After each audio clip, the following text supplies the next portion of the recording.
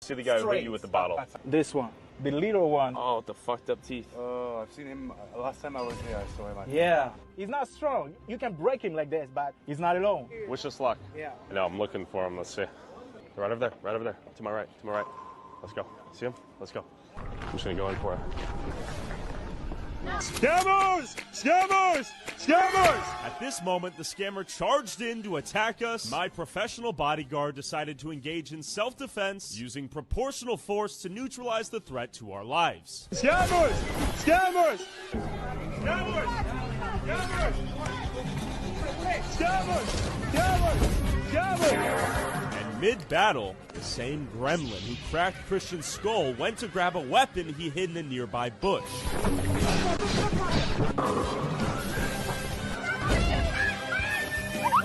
Move back!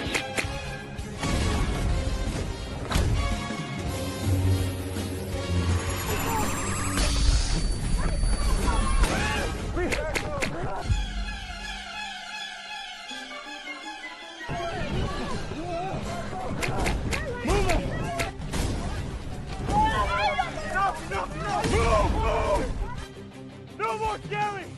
Fuck you, we win! No.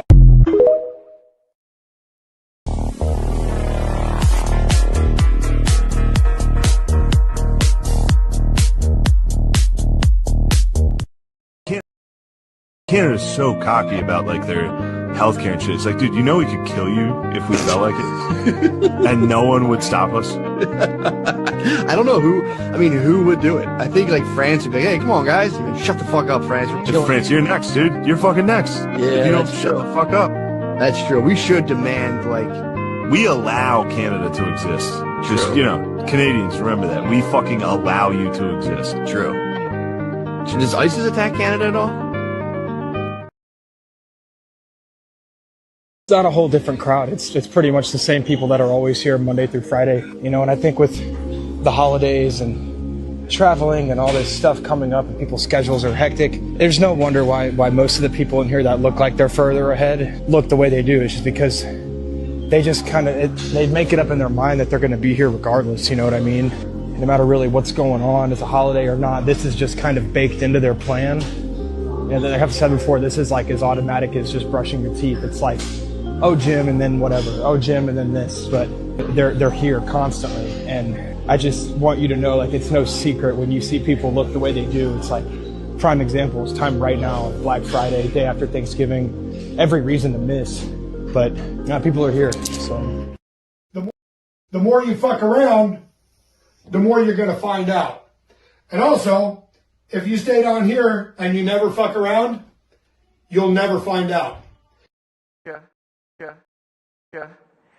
and the decision of one man to launch a wholly unjustified and brutal invasion of of Ukraine. Iraq, anyway. 75.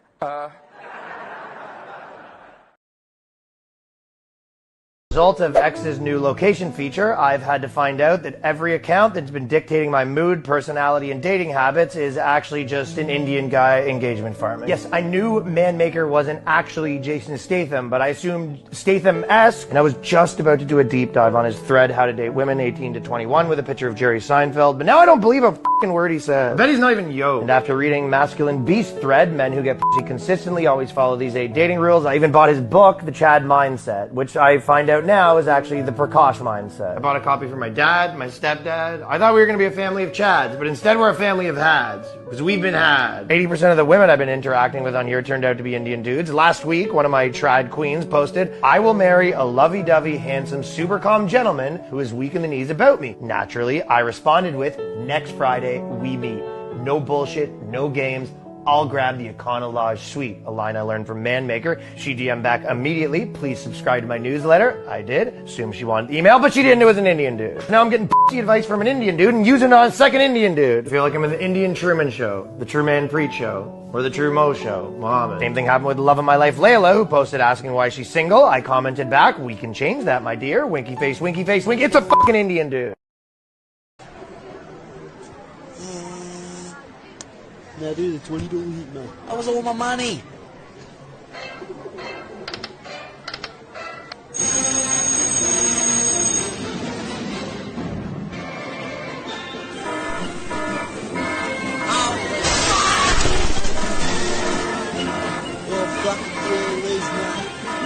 Holy fuck.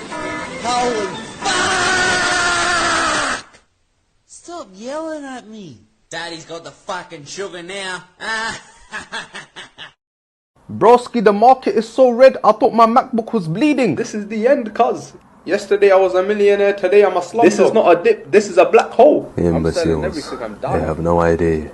This is not a black hole, this is the beginning of a big bang. Why is Broski not panicking with us? Yeah, why is he so unfazed? Have you checked your wallet, cuz? The crypto is down 85%. Allow him, Broski, he's still in denial. Is it down by 85%? Or is it 85% off? Oh shit. No, gang, not the hustler mindset. Not the hustler mindset. Bro said it's not a crash, it's a discount. Circumstances, but you can change your mentality. Remember, brothers, the market sends his toughest battles to his most financially literate soldiers. When the Nasdaq falls, will you give up? Or remember that no amount of setbacks defeat a qualified mind? You see a dip and start to sell, but I remember that sudden emotions lack logic. Down isn't permanent. So I invest more into the S&P because I was born to struggle and persist. Nah, man, how does he do this? This guy knows something. Broski, was you in the board meeting with Donald Trump?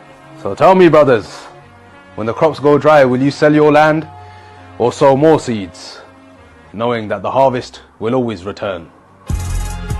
He's really got that hustler mindset. Bro's got that JP Morgan mentality. That's that quarter-zip discipline, cuz. Yeah, gang. Yeah, a few individuals that make it out, cuz.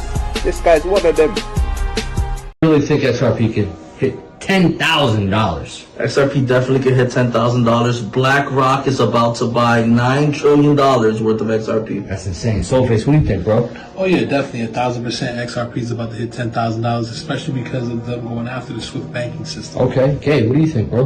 Without a doubt, XRP to 10 bands, and the reason is XRP has intrinsic value. Bitcoin doesn't. Okay, Mark, what do you think? XRP $10,000? No question. Okay, cool. Luke, what do you think? Absolutely. Wisdom Tree just recently filed an ETF. It's going to go berserk. Okay, cool. Sage, what do you think, bro? I think XRP could 100% hit $10,000 simply if they just take over the SWIFT banking system, which will put their market cap well over 1.2 quadrillion. So you faded XRP at 50 cents, then buy at the top and panic sell? My own son. I had to do it. Fucking exit liquidity. No one knew it was going to $1. Damn, Ron, come on! What's the matter with you? There is no tomorrow! There is no tomorrow!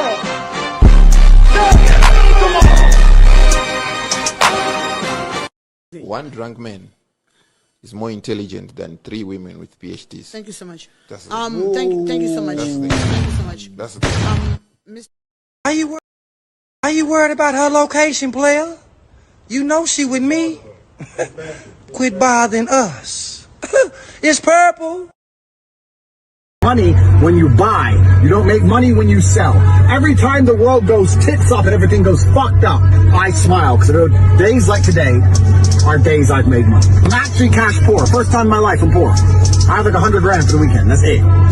But it's fine because I know in the future, Jah will bless me and I might have to buy another 812 super fast. Anyway, point is, if you're watching this and you have any kind of money, don't be a bitch. Scared money doesn't make money. Invest it.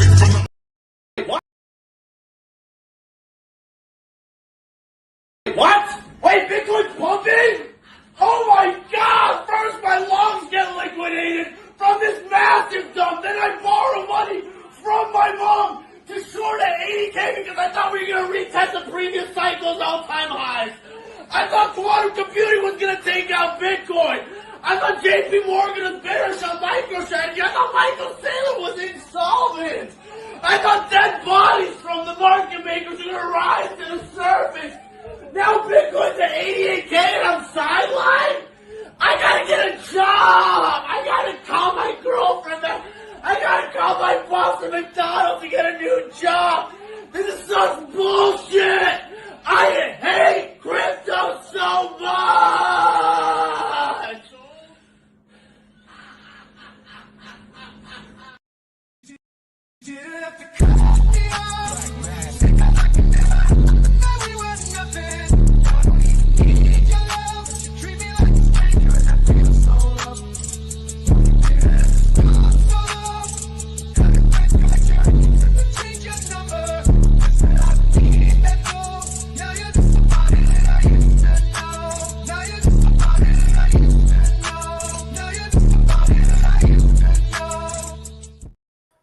I hate crypto so much.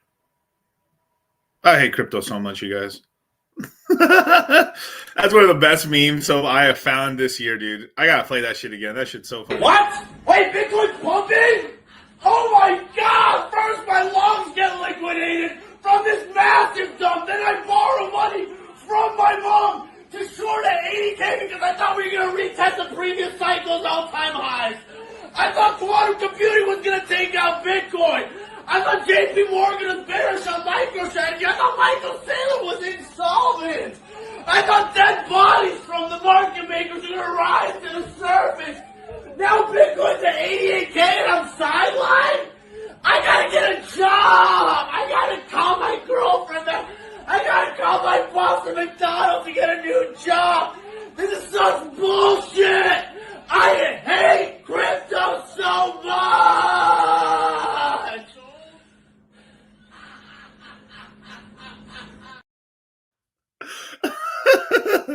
The ending was so perfect. But what is going on, you guys? It is I, Dollar Cost Crypto. Once again, one of the few streamers actually streaming. Ask Me Anything 140s. Still 90K, man. I don't know. Here we are. Here we are. Still at 90K, you guys. We were at 91K earlier today. $3,000 Ethereum. BNB still 877. Solana still in the 130s. It is what it is, man. What's going on, you guys? For people who don't know, this is Ask Me Anything. If you super chat a question, I shall answer it for sure. But yeah, you get to ask me questions and I'll knock them down, man. This stream is mostly crypto related, but you know, we go off to tangents because that is how my brain works. Are you the first beaner, a crypto influencer? Not the first. Well, fuck, maybe. I think there has been some. It's just they quit, basically. I'm the last man standing. I'm like Rolo. There used to be the 3 R's or 3 beaners and shit, and now there's only one. That's it. Yeah, let's start off with peptides. Yeah, let's talk about BPC 157 or TB 500 or SS 31. Or let's talk about MOTC, baby. Let's talk about MOTC, baby. What's your thoughts on single mothers? Oh, well, don't have them. But there is, like, to play devil's advocate, right? I mean, if you're already a man advanced in age and shit like that, it does come a point in time where maybe your looks aren't good enough and your game isn't good enough, or you can't pull girls in their mid-20s or early 20s. So then you're despot, and your only game is to basically play with women that are probably like 28 to probably like 35, and then you like got to ask yourself, man, this bitch is 31 years old and doesn't have a kid. Is something wrong with her? She must be cuckoo for cocoa crack. But then also you're like, man, crazy bitches got the best pussy on the planet. So fuck, man. I'm just gonna have to roll the dice, you know. Like I've said it before, my dick's taking me places I wouldn't go to with a gun. But here we are, you know. But here we are.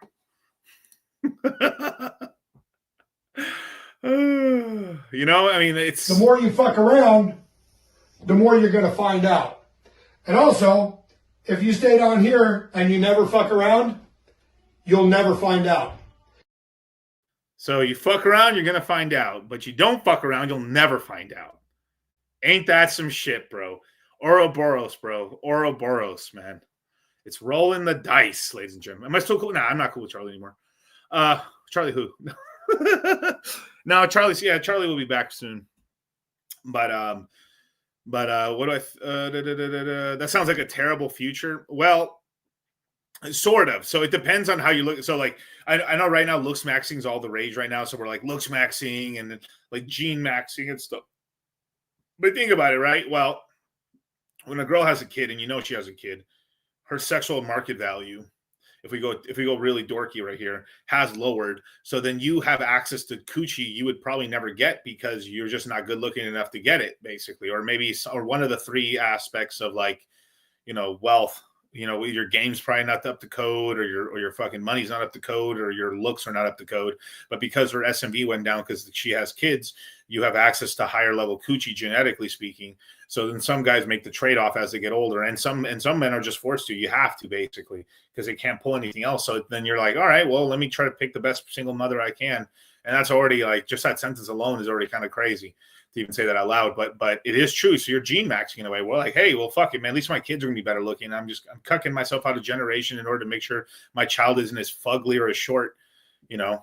And I recently had editor, please don't put this in the clip, but I recently had a clip go viral. I was kind of defending Asian men about saying Asian women in America. I didn't mean in Asia, but Asian women in America have essentially abandoned their men. And they're fucking, like, Asian women are just fucking everyone else. Black, Mexican, you know, white, you know, everything else. And, you know, the Asian men are just getting cucked out unless you're an alpha, essentially, or a top of the heap or a doctor and shit. And then I'm like, I was getting attacked for what? Saying the truth? For saying the truth? Like, why does it hurt so much? Why does it hurt so much? What? Because it's fucking true. You know it's true. Like, that's the absolute, I mean, it's the absolute truth. It's just, that's what it is. Like, I mean, Hollywood hasn't helped and shit. Hollywood's gone out of the way never to show like Asian men in like alpha positions and shit, which we all know that's true, you know? Yeah, you got to be a super Asian to get a mid-Asian girl, bro, or stupid rich. Usually, anytime I see like a short Asian dude with a chick, he's got money. He's walking around in fucking like $3,000 Balenciaga fucking retard tall shoes and shit when he's short as fuck. Literally, I've literally almost never dated. I've literally never seen it outside of maybe like just out of high school to high school, like a short Asian guy dating another like literally same height Asian girl, unless he's got stupid bags, mega math. I mean, mega money. The more you fuck around, the more you're going to find out. And also, if you stay down here and you never fuck around, you'll never find out. What's up, Cesar Gomez? What's up, DC? Haven't been seen alive in a while. Be getting bullish for quarter one. I think I'm getting bullish, man. Yeah, we basically kept it. We can keep above 90K by Monday, then I think we're going to head even higher, probably retest up to like 108 on BTC. Yeah, you know me. And then from there, we'll see if maybe we can either we're going to get like a limp dick retest. So like probably like 118 to 122 would be like the limp dick. Well, 121 to a 118 would be like the, like, let's say the top was in, it would rebound back up to like that level. And like, we're going for it. And then it fails and it starts going down and then it's over, or it breaks above And then we hit a new all-time high, which will probably be legitimately probably like 138, which is probably what I see, because 138 or 144 would probably be the next levels for it, because that would take us to 2 times the last market cap of the last cycle, which not bad. Or yeah. But it's part of this too is because like a part of this is the Asian parents side of the thing, because I mean they are much more I would say like any culture that's hyper focuses. Now obviously it's really smart to make sure your kid has a successful career, but it's this whole thing like you have to get good grades, you have to get into good school, you must become doctor and lawyer, art is for gays, you have to do this. Then by default, essentially, you're teaching then the women to be extremely gold diggerish, and women are already hypergamous already. So you're just increasing that to like an nth degree. So like, I mean, yeah, it's not hard to be taller than an Asian guy. I'm sure there's tall. I've met tall Asian guys. There really is some really good tall Asian guys and shit like that. But what I'm trying, but on average, if we're saying like you're essentially by doing that, by like abandoning everything and then teaching that in the household, like it should be taught to the boys, but of course it's gonna get passed down to the females, of course. I'm a Chicano. I've been able to pull Southeast Asia. I at no point was that's also another thing I was getting in the video too. Tons of people are saying like I'm Latino. I've been with an Asian woman. Or like there is a reading comprehension level of ELD motherfuckers across the internet. They don't even listen to the video. Like it's like they literally listen to 3 seconds of the video, and it's already a short that's 15 seconds. It's insanity to me. Like there was like a ton of people like, that's crazy, dog. I mean, I've been able to fuck Asian girls. Where in the video did I never say you haven't been able to fuck Asian girls? There's black guys, there's Mexicans. I'm Mexican, I fucked an Asian girl. When the fuck in the video did it say that I was saying Latinos don't fuck Asian girls? I said, bro, the people attention spans, even on Instagram are bad, bro. It's insane. The internet they're not even watching the short. Dog, they're not even watching the short. It's that bad. Bro, they're selective hearing, dude. They're not even going through the whole. This shit's 15 seconds long, dog. Like, bro, it's shorter than this. The more you fuck around, the more you're going to find out. And also, if you stay down here and you never fuck around, you'll never find out. Also, like a bit of the data. So I actually think so. So the marriage data, even though it's like good, marriage is at all-time low. The numbers are not that high anymore. So like even the marriage data is kind of cooked already, because most people are in. I don't want to call them like I don't want to call them like situationships, because that's not the correct term. But like most people are just basically like, hey, we're together, we have a kid, and this is what it is. Fuck the government, don't get involved. Which, to tell you the truth, I think is 100% the best relationship you could have, because part of it also keeps the fucking flame. I could leave you, bitch, at any second of the day. Don't play games. And then she could be, I could leave you at any second of the day too. All right, well, all right, cool. And of course, like you still have the law. You still have all the laws there with like child support. So you still have that part. But like, I mean, look, I think marriage is fucking beautiful. The government has to get out of marriage. Like we just have to completely dissect marriage. Give that back to the church completely. Why the fuck is separation of church and state? What the fuck is the state doing involved in fucking marriage? That has to do with church. Insanity, dude. And like one of the realest things I heard on I'm pretty sure it was Rolo, but it could have been who was it? It was either, I think it was Rolo, or it was probably, it must have been Rolo. It was on the last Superman stream we did. We're like, yeah, feminism is just a way to get out of social embarrassment, or basically like social pressure. That's all it is, to get away from it, basically. Yeah. Meanwhile, Miguel's married. No, I'm playing. No, I'm not married. I'm with somebody for sure. I have a child and stuff. I'm actually trying to have another kid next year. But no, it's just like it's bad. It's super terrible. Now, if you're in California, that's even worse for you. You have to be in a state. That's why I like Nevada, or there's certain states where like you can be together and stuff, and it doesn't force a marriage and shit. But like, it's insanity, absolute craziness. Give the next one a bison name. Nah, I mean, I don't know. We'll see. It depends. Yeah. Let's see. You're right. Once women secure marriage, they stop trying. It's true. They do stop trying. They do. You got to keep not the fear of God in them, but you got to keep like competition anxiety at the end of the day. Yeah, no, stick to names that are said easily in English. Yeah. Isn't Cali alimony? I think after a certain amount of time, there is a certain amount of time. Yeah. Even in California, if the marriage is short enough that it's like, well, dog, you guys weren't married that long, basically. I went to college, half Asians, half Latinos. But well, yeah, of course. Like I'm not talking. So like I'm talking about the overall market. College is a weird place. Like even naturally, if you think about it, right? Sure, you'd have some people around your age, but like in the tribe, right? You'd be growing up with people like you have a couple girls and guys. Like you'd have 5 or 10 people, 5 girls, maybe, or let's just call it 10 girls and 10 dudes, roughly around your age, give or take 3 years up and down. And then you'd have a bunch of older kids and older women and a bunch of babies. And then you'd have a massive amount of different ages. It's actually kind of strange when you would to get even school's weird. You're going in a grade where like think about school for a second, right? Let's just say you go to ninth grade, right? In high school, right? How old would you be? 13 years old, 12? All right.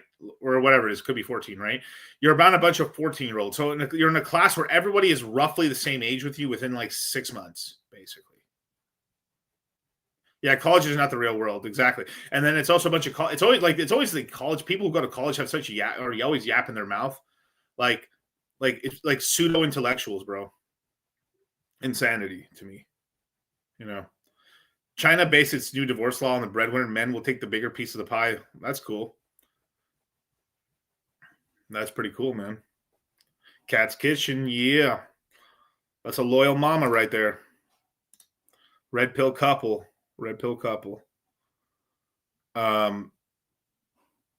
yeah, 14. Yeah, exactly right. But hey, yeah, this is a crypto show. So you super chat, I will answer your crypto questions or whatever questions you have. I go on tangents because it's fun, basically. But yeah, I think that the Monday opens really, if we can keep above 90, it doesn't matter. We can wick down to 88K for a second and go back up to 90. As long as we open at above 90K and close above 90K on Monday, dog, we're cooking. So we're heading up.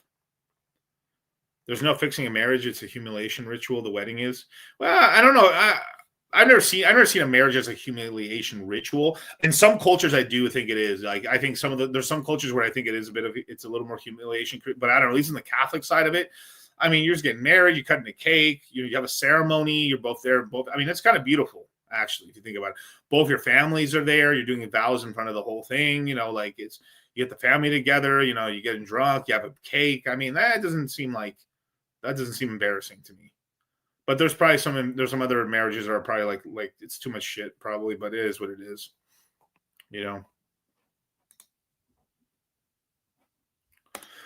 What is my thoughts on Jupiter on Sol? Well, if they actually go through with some of the upgrades they've said, I'd be kind of bullish on it if we recover on Sol, of course. Let me see. Jupe has been notorious this cycle for fumbling the fucking bag really badly. Like really badly. The founder and the CEO of it saying that they don't care about token price, that all they care about is the tech, is one of the absolute stupidest things a founder could say. Unless your name's Vitalik, basically. But I mean, look at the price history, man. Like I can almost show you on the chart where they said it. They said oh yeah, we don't care about the price performance of the token. And so it never went past. Didn't even go to $2. It never went to $2, right? It launched at 64 cents, crashed down to basically 47, 46 cents, went to $1.70, never went past that again. Now it's at 24 cents. It's now almost 66% down, damn near, from its fucking launch price. The more you fuck around, the more you're going to find out. And also, if you stay down here and you never fuck around, you'll never find out. I mean, I've said this before. You got to be like the founder. I mean, now you got to be sort of like I'd say the key example probably would be you have to be like a founder, like the current owner and founder. Well, I wouldn't say he's not the founder, but he's the current owner and basically the CEO and leaders of Pudgy Penguins, where he's like, I'm out here to dominate. I want to be the biggest meme coin. Like he's doing marketing pushes and shit like that. He's trying to get his thing up with Van Eck. It's like, okay. And the token performance is just, you could just look at it. It's way better, right? Where's my soundboard? I know I don't have my soundboard thing on me. I know I would have said, fuck. But, so they now are instituting supposedly a buy and burn, but we will see. We will see, but right now, but this is obviously very heavily bonded to Solana. So here's the crazy part about this. Okay. So this is in 24, right? So this is the first little Solana season we had here, right? We touched $300.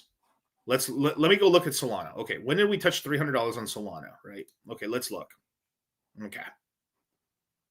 All history. Okay. So we did wick up to $300, but okay. We'll just call it one last year. Okay.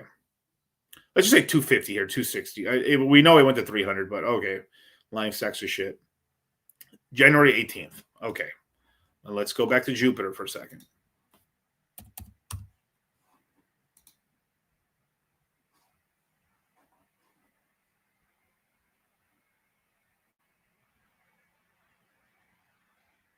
It only went to $1.15.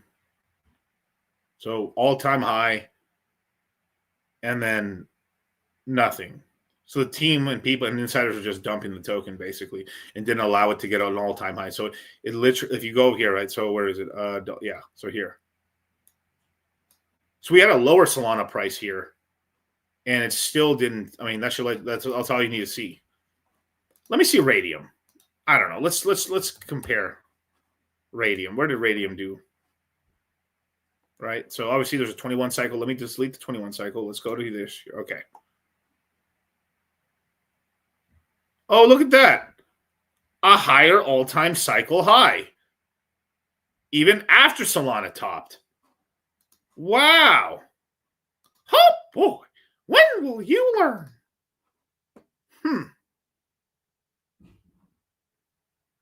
Interesting.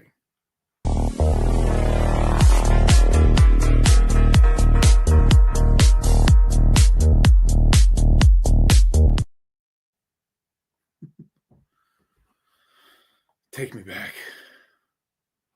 Oh, what's up, Green Man? Migs, my guy. What's going on, Doug? Glad to be back. Yeah. Like the stream. That's right. Like the stream, you guys. Hit the notification bell, subscribe, and sign up to the Citadel Bros. We're about to drop the Meme Coin Alpha group, which is kind of funny. I want to ask you... Wait. I want to ask you thought of Solana. I'm basically a Sol math. I like Solana a lot. It's performed really well.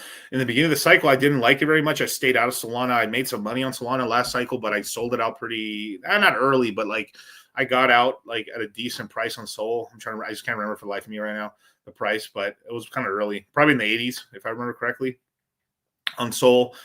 And then same thing with like Luna. I kind of got out of a lot of positions into cash, which was the right decision and stuff. Even though it went a little bit higher, it was kind of a smart decision to sell out in 21. And I was fully out of most coins by like February of 22, basically. But, I got in pretty early. Our group got into Solana basically at the bottom. I really threw in cash around $16 into Solana and wrote it up and like made a lot of money on meme coins and Sol, and I was able to take profits on meme coins and put it back into Solana. And then Solana recovered and these meme coins didn't. And then I just kept it moving and I was able to get even richer in Sol, clean my soul, and that's how it went. Which year? What do you mean? But yeah, I like Sol a lot. It's pretty good. I wouldn't stake. Now there's a lot of people asking me, hey Miguel, should I stake my Solana? No. Once the bottom's in like late 26 or whether it's early 27 and you want to stake your Solana, then c'est la vie. Go ahead. You have Miguel's blessing. You have thy blessing, knave. You may stake your Ethereum, but staking your Ethereum and your Solana right now is like it's like the highest chance to do. Broke nigga alert. Broke nigga alert. Broke nigga alert. Broke nigga alert. Broke nigga alert. Broke nigga alert. Broke nigga alert. Broke nigga alert. Broke nigga alert. You're gonna get wrecked because unless you buy a derivative, basically a Solana derivative token, like an ST Sol, which is like I would which company does it? Oh, I believe it's my God, oh you're spazzing, forgetting and shit. What's the name of that stupid company? Lido. It's Lido. Lido does it. It's the most trusted version of it, but like most people are going to stake it either on a centralized platform or on a wallet or something like that, or on yourself. And there's an unstaking period. So if like Solana shoots up and you're trying to sell it, you have to unlock your coin. I just don't, it's the little bit of dumb yield I'm going to receive just for not giving me the ability to be able to get the fuck out of my position and just sell into profit. It just doesn't, it's not worth it right now. Yeah. If risk assets are going to pump next week, BTC will follow. Yeah, sure. But it's probably going to be led by Bitcoin, not in terms of percentage returns, just because it's moving upwards. Like, oh my God, Flav, Bitcoin's at fucking 96. Yo, Adrian, we did it. And then everyone's going to be like, damn, Ron, come on. What's the matter with you? There is no tomorrow. There is no tomorrow. There is no tomorrow.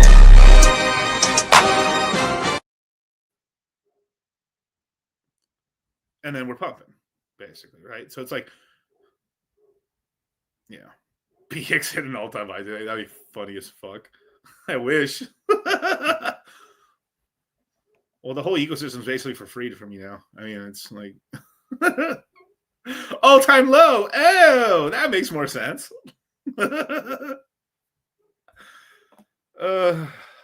Spitting.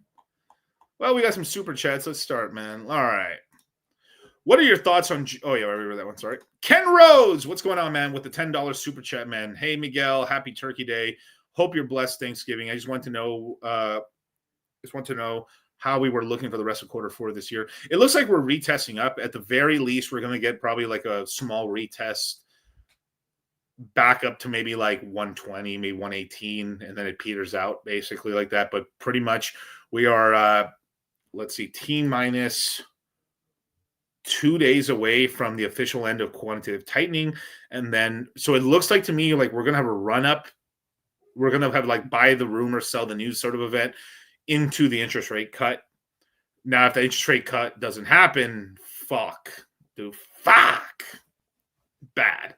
But it's like 85% like guaranteed that it's going to fucking hit, basically. That's where I put my money. It's going to be a 25 basis point cut. But there's a small chance, like probably like 10%, that it might be 50 basis points, which honestly, it should be a 50 basis point cut. That would surprise the market. Like, holy shit, they're easing. There's even like rumors that Jerome's going to step down on Monday. If it did, oh my God, our fucking market's saved, dog. It's literally like... Nah, dude, the $20 hit, man. That was all my money.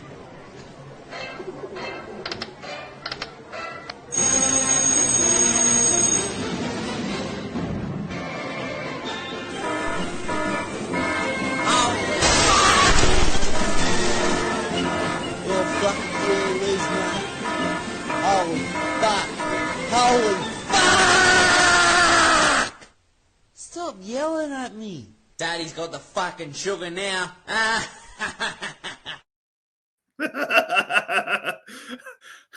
The market won't expect it. It's like, holy fuck! That if we got a 50 basis point cut, dog, oh my God, bro. We'd pump to 118 to 125 like in a day. I'd be like, holy fuck! Oh my God, bro. Oh my God. That'd be so incredible. I love that shit, dude. Oh my God. Finally, Jerome did something good. Or if Jerome stepped down, the market might shake up a little bit, but I know like fucking Trump's gonna have alt season came early, dog. Oh my God. Can Trump announce the Fed chair replacement early and replace Powell? He can announce it early, but he can't. It's strategically stupid to do so until like right as it happens or right before, because people try to get to the guy and try to coerce him or do something like that. But if Powell just decides, hey, I'm stepping down now, dog. How they legends, they doing podcasts. They said, we make more money than you, nigga. We sit here and make more money than you. I know you don't want to play the Cash App, open your bank account game on the phone when we see each other. I know you don't want to open the phones up and see how much niggas got in the account. You made $2 million. I know you don't want no ATM battle, nigga. Yeah, nigga don't want to, nigga, we make more money than you, nigga. You talking about, oh, they podcast. Nigga, because we getting chicken. Because we getting chicken, bro. Oh my God. And then the amount of LARPers on fucking crypto Twitter and YouTubers, like, you know, I said I was out and stuff like that, but I don't like, I mean, I made so much money. So there's gonna be so many people lying. Like they all said they sold the market and now they're magically back in and they caught the whole run. Lying sacks of shit, dude. Fuck, man. God damn, dude. Twitter dudes are the biggest, and chicks are some of the biggest lying sacks of fucking shit. Like I've had the pleasure of never meeting. Oh my God, these fucking people, fucking motherfuckers, bro. I mean, like the lying set. The reason the market's as fucked as it is because of these four pieces of shits, bro. No. So Jose, like, okay, so okay, this is a valid question, but what impacts can be had if Trump announces a candidate that's more willing to cut rates and pump the markets? That's already going to be the case. Trump wants the market to. I mean, basically, Trump's going to put a yes man in the Fed chair. That's going to be pro cutting rates and printing money. So that's already. So why? I mean, it's like Trump. It's like it would be. I'd be more shocked if you announced somebody who's like, this is a very big dovish guy. This guy's super bear. He hates printing money. You know. So 100% whoever. I mean, literally, I can't say 100, but you'd be like 99.9999 German 9. It's going to be some guy that's going to fucking go YOLO, dog. Lower interest rates down because like we're starting to get some huge fucking the foreclosures are starting to go up a lot all over the cities and stuff. Houston, Vegas, Miami, the greater Miami, Jacksonville is like turbo nuke fucked. Like goddamn, that city's going through a Holocaust right now. The rape of Nanking is going down. But yeah, great super chat by the way. Okay, so we got Corn with the $2 super chat. Thoughts of how the USA stopped printing pennies? I mean, they stopped printing pennies. They're still going to use pennies officially, but basically the penny was costing more to manufacture than not. If they phase out the penny and you can't use it for accounting purposes, then we go up to the nickel.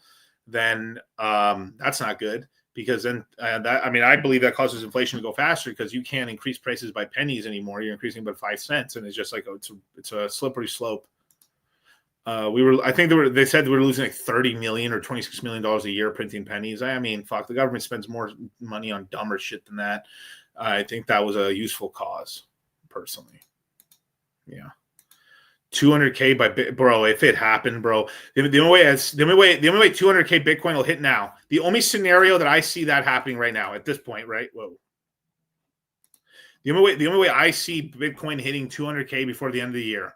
Jerome Powell steps. Okay, so they announced a 50 basis point cut, the end of QT. Then Jerome Powell steps down.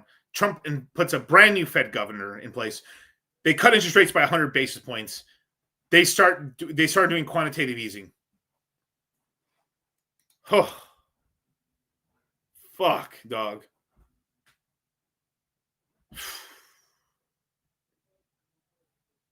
Just be money on money on money, dog. I mean, The science guy. Bill Nye, the science guy. Bill. The end of fiat, no. They will always protect their ability to print money. Like, I do believe, like, what is the grand vision and shit? Like, of crypto, like, we're going to end, like, bro, it's going to be the same shit because it's humans that control it at the end of the day and do it. Sounds like hopium. Yeah, I'm not saying that's what's going to happen. I'm just saying, like, how could it happen? Okay, we'd have to have 50 basis point cut for starters. Then the Fed chairman steps down. Trump puts a brand new guy in place. He just cuts already. He's like, fuck it, we're cutting. We're doing an emergency cut now, or it happens in January. Boom. We're going to cut. And the market would just pump because, oh, fuck, we're about to get a bunch of rate cuts. Holy fuck. And they, yeah, Powell doesn't have to leave until May 12th, which is like, why it's so gay, dude. So lame.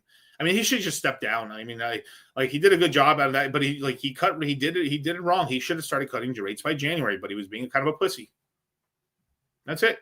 And even with them not cutting rates, the fucking interest rate still went up to 3%. So what the fuck are they talking about? And then 2 meetings ago in September, they're talking about, I guess it's okay. I guess we can survive a little bit. I guess we're stuck between a rock and a hard place. I mean, I guess we're just going to have to live with the world with higher inflation. So if that was already the case, you should have just sent it up so we wouldn't have a job crisis right now if you just started cutting rates in January. God damn. Damn, dog. People are, fuck, man. Just be. Slaves built the pyramids. Slaves built the Parthenon. Slaves built America. Slaves, this is your song. Thank you. Slaves. Thank you. Slaves. Thank you. Slaves. Slaves. This is your song. Thank you. Now, Berserk had a good run here. Powell might just be stubborn and stay the whole term just to be a dick. Yeah. Also, like when you're the Fed chairman and you're in this pivotal point, you're that motherfucker, bro. You're famous as fuck in dork circles. You know, you go out of the street. I mean, bro, people are like, oh shit, that's Powell, dog. You know. Now, what's DMAR, man? What's going on, man? $10 should be happy Thanksgiving. Can you explain what happened to the hex sacrifice on the strategic ETH reserve? What's your opinion on So, okay, the hex sacrifice, the money. Well, you're talking about the first one for hex that came out in 2019. I'm guessing he's talking about the sacrifices for Pulse Chain. The money got put on Tornado Cash. You don't know what's going to happen with it, whether he's putting it in his pocket or he's going to use it to pump the ecosystem. Well, you don't know anymore because now it's privacy. More than likely, he's going to use a good chunk of the money to recycle, to basically pump into the sacrifice so he can control most of the supply of the tokens like he does every other token besides the Ink token, basically. So that's pretty much the thing is he'll probably own 80 to, so he's not realistically he'll own about 85 to 95%, probably closer to 85% of the total supply of ProveX, and use recycled funds. And then once all those funds are recycled, then he'll just throw all of that into Tornado Cash. So then you don't know what's going on there too. Yep. Hope that answers that question. Luis, man, can Sonic go lower if it stays? Wait. Can Sonic go lower if it stays at this price now? Yeah, well, yeah. I mean, if the bull market is over and it will go down, it will probably bottom out at 3 cents. Maybe no. 2 cents. It'll probably go down to where they offered it to Three Arrows Capital back in the bear market. So they like the lowest Phantom went to in the last cycle was 3 cents. They offered an unlimited amount of like Sonic to or Phantom to basically Three Arrows Capital at 2 pennies, and they skipped on it and they missed out on a lot of money there. But it was so probably like 2 cent bottom. It won't go to 1 cent now. It'll go to 2 cents for sure. Because like Bitcoin, I mean, let's look at where Bitcoin's at right now. It's let's see where we at. Okay. Bitcoin's at 90K. So where did we top out this year, right? We topped out at 126. So 126, right? Okay.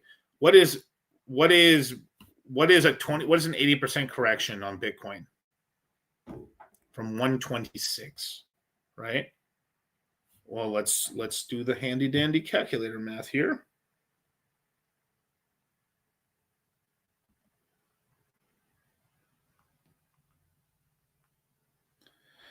An 80% correction from the top would be about to $25,200.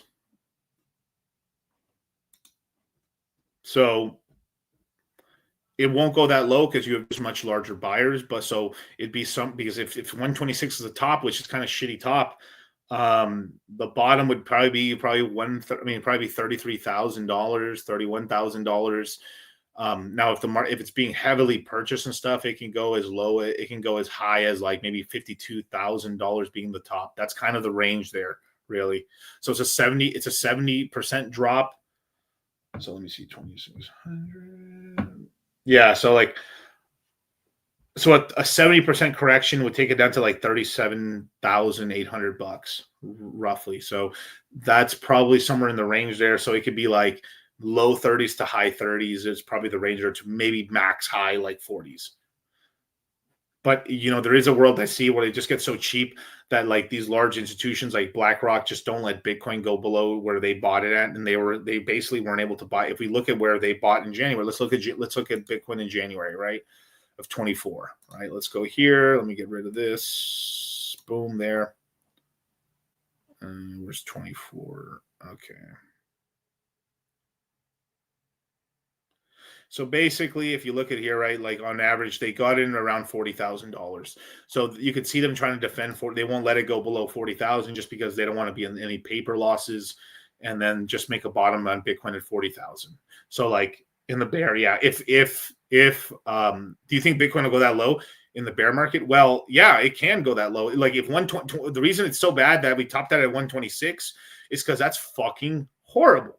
That is a horrible top. That's not even a 2x, dog. That is not even a 2x. It is so trash, dudes. 126 is such a shitty top for Bitcoin. Now everyone's like, yeah, Bitcoin's the best because it performed so well. It didn't. It performed okay. Like, all right, let's see, 126. I'm gonna do some math here. Okay. 126 divided by 15,500. 8x. Not bad. Most people are very bad at buying the bottoms. Not us, but like we did. We bought that. I bought $15,000 Bitcoin.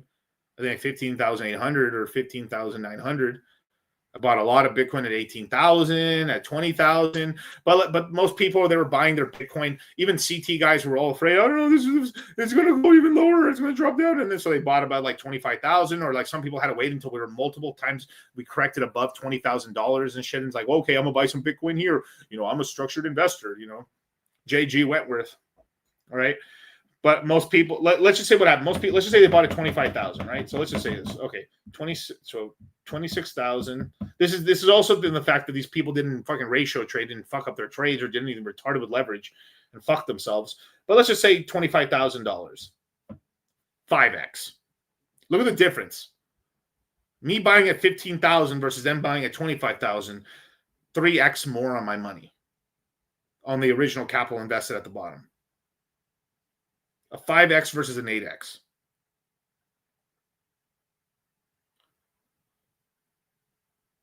Well, you would have to. So, Dan, does that mean the next speculation top for the cycle would be? Well, look at. So you have to look. Look, 69,000 was the last top for Bitcoin, right? Let me do a 2x on that.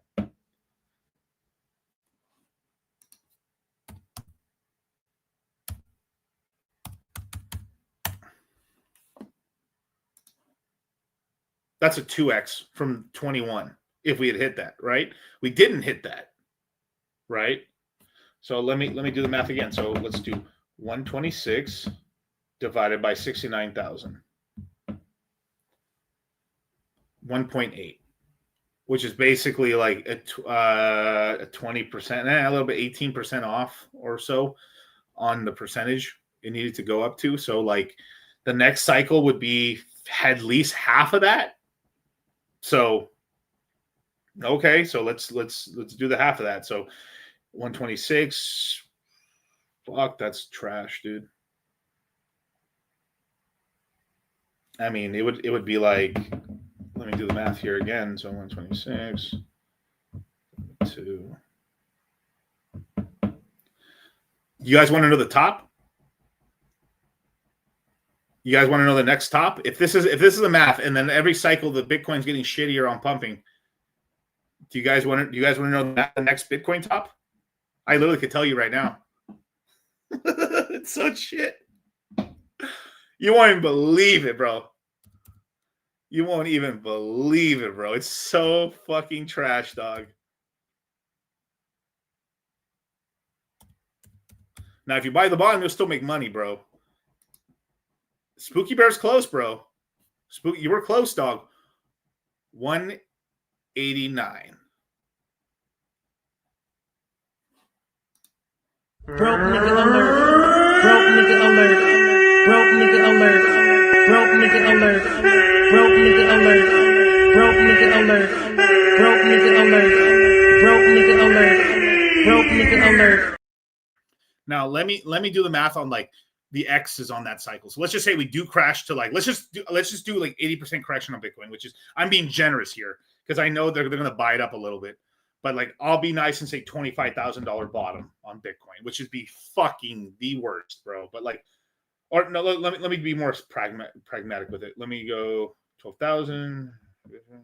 Yeah, 25. Yeah, so it'd be like $25,200, 80% top or bottom. So I'll do 189 divided by 25,600. It would be about a 7.3x bottom to top. So it would even be shittier than this cycle. We at least got an 8x. This would be a 7.3x.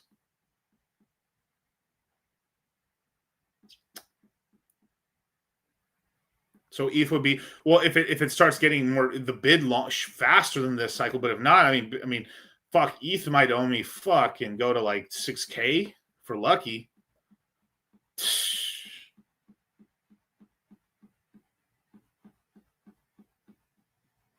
But it could be because we have more retail, the market just pumps higher next, which would be nice. But like, god damn, dude, that's no bueno. Yeah, the math ain't math. I know we're taking if we take the results of this cycle and we gains lessen like they normally do. Because watch this. The bottom of 2019 was watch this. So we hit $69,000 on Bitcoin. Let me full screen myself. Sorry. So let me see if I can just put the calculator up. I'll show you guys. Okay.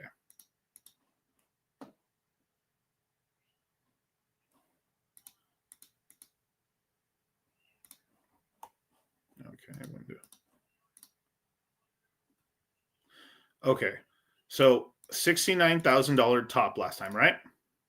Divided by what? I'll be nice and say 3,300. It did go to $3,100, but I'll say 3,300 was the low. A 20x, almost a 21x.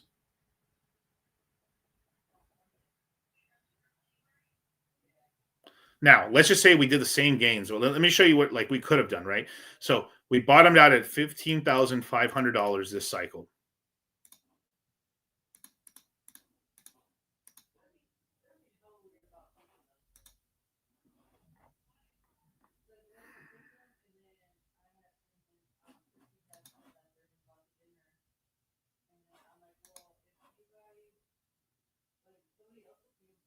The more you fuck around, the more you're going to find out. And also, if you stay down here and you never fuck around, you'll never find out. Now, obviously, cycle for cycle, we've seen the returns go down. So that's not completely accurate because, like, I would have to look at where Bitcoin bottomed in the previous cycle. Like, I'd have to, let me see Bitcoin's history here. Let's go.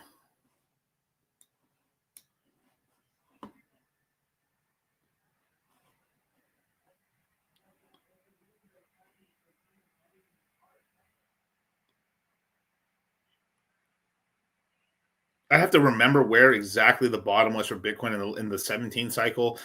It could have been in 2015, at like $200 or whatever. But let's just call it 250. Let's just call it 250 for a second, right?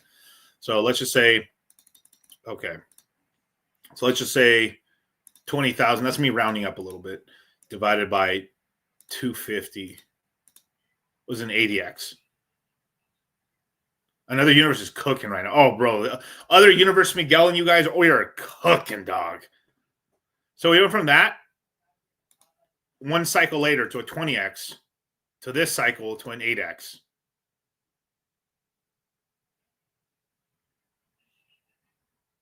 Right?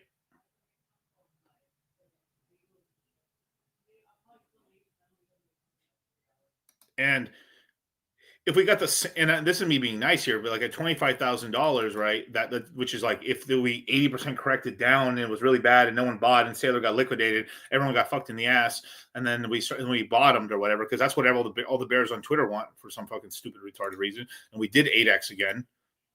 that'd be a 200x. But we know that every cycle the returns are less because it's more money, so it'd be a shittier return, right?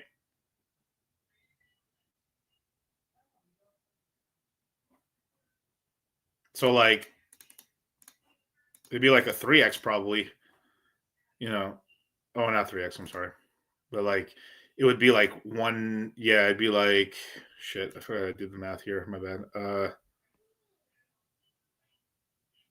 Yeah, it'd be like one. Oh wait, 126. We only got like half the return of this for the next cycle, plus 126. Yeah, 189. So like if we have, and that's basically giving us a 4x or whatever. So 180, so it'd be like 189. I think. If we did go down that low, I don't But here's another thing. Here's another reason why. Like, I don't think it's going to go that low. This is but like if you follow every cycle, Bitcoin essentially the drop on Bitcoin lessens from about like 5 to like it's about 5% lower variance on every drop. So like the crash is not as bad every cycle in percentage terms. It's still terrible because the number is very large, right? So like we could do 75 to 8. We can do a 75 to maybe 70% correction, which that actually makes things pretty interesting, right? Because then that would take us to like, okay, so if 126 is the top, right? So it'd be like 12,600 would be 10% times 3. We could bottom out at 137,800. But because that's like if one's strictly off the numbers, but we also know that there's very large buyers. There's now ETFs. Some people will buy. So probably somewhere in the 40s would be realistic, but it's somewhere between there, like anywhere from like 31,000 to like mid $44,000 is totally in the ballpark. Because like in order 25 is very unlikely. It will not happen. Basically, there's too many buyers, more access to capital buying in. It's just very unlikely.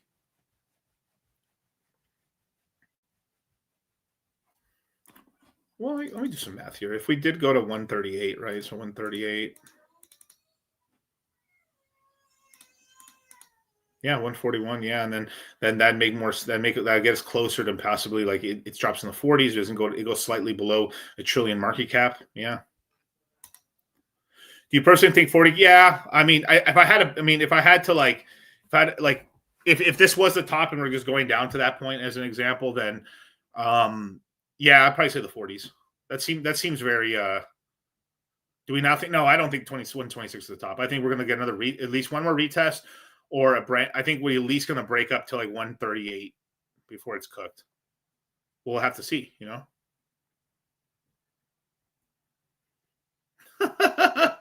The year the snake didn't disappoint. The year sucks so bad it's unreal. Yeah. Well. We're entering a horse year next year too. I think Bitcoin's a year of the rat, so I think they're enemy signs. We shall see.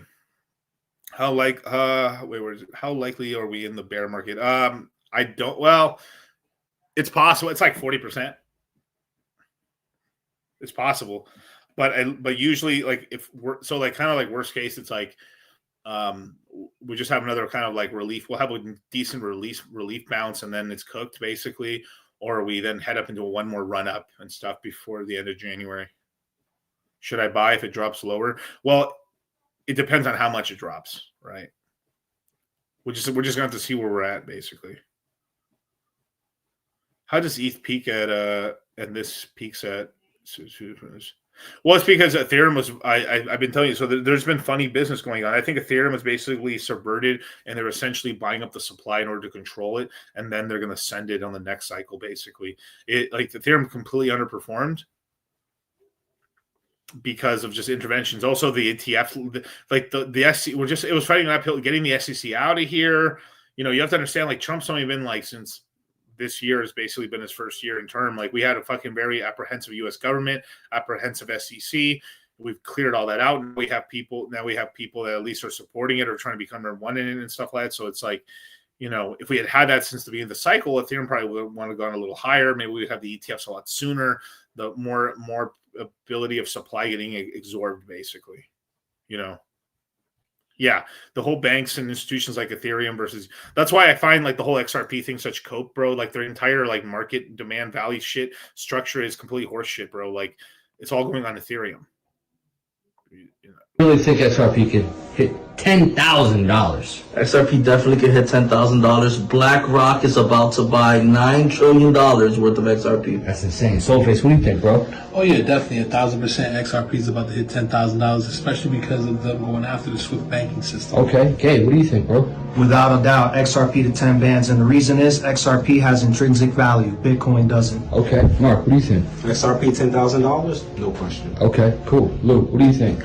Absolutely. Wisdom Tree just recently filed an ETF. It's going to go berserk. Okay, cool. Sage, what do you think, bro? I think XRP could 100% hit $10,000 simply if they just take over the Swift banking system, which will put their market cap well over 1.2 quadrillion.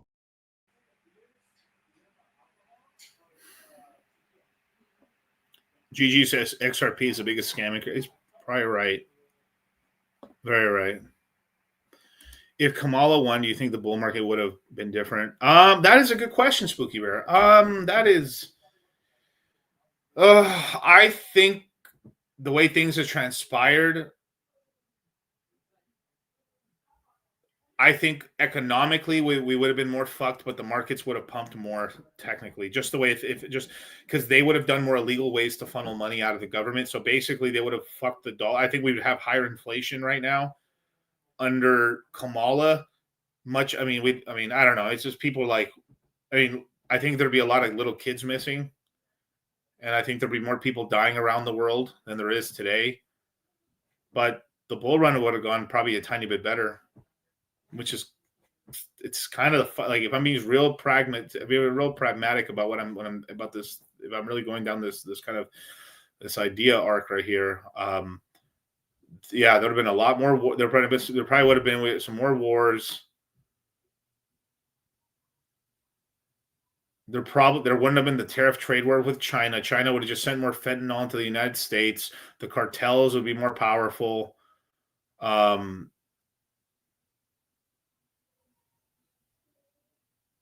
would have probably met with the female president and had a whole fucking "Let's Go Girl" speech.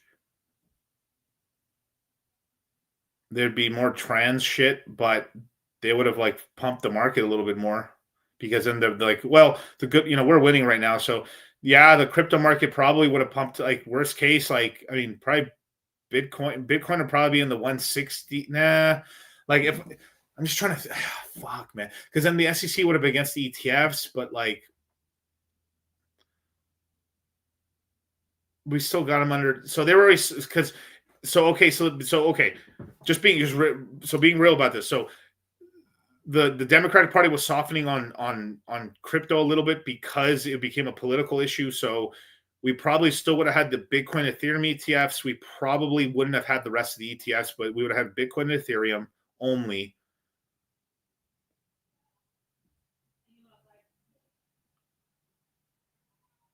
And they would have been funneling more money through the blockchain and stuff like that to funnel like narco money and HSI payments and stuff like that. So, yeah, I think the market would be higher right now. So, like, probably Bitcoin, probably 160, 180.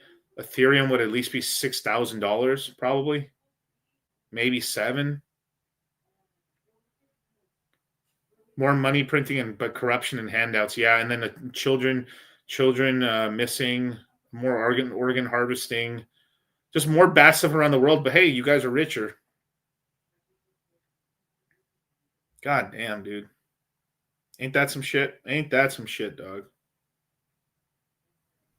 If Kamala I would have had more Primo and Matt. Yeah, there wouldn't have been just no trade wars at all.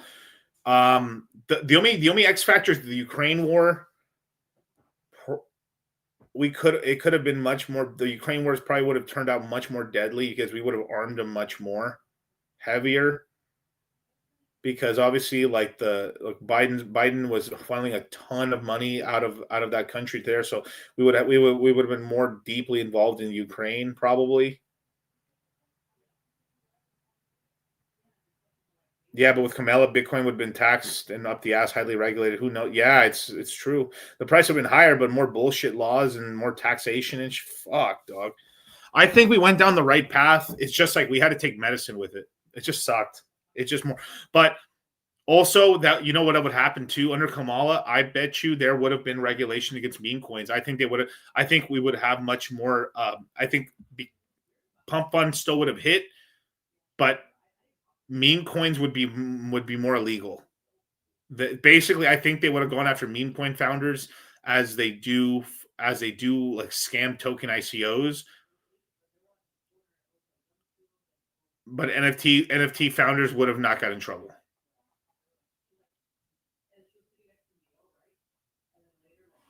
The tax on unrealized gains would have never passed. It's just too crazy. The more you fuck around, the more you're going to find out. And also, if you stay down here and you never fuck around, you'll never find out. Do you think that the Shine Bomb got into privacy via covert support? I think it was more of a CIA. I think it was more of a CIA, like shadow U.S. United States shadow government and cartels than it was the actual presidency, personally. Yeah.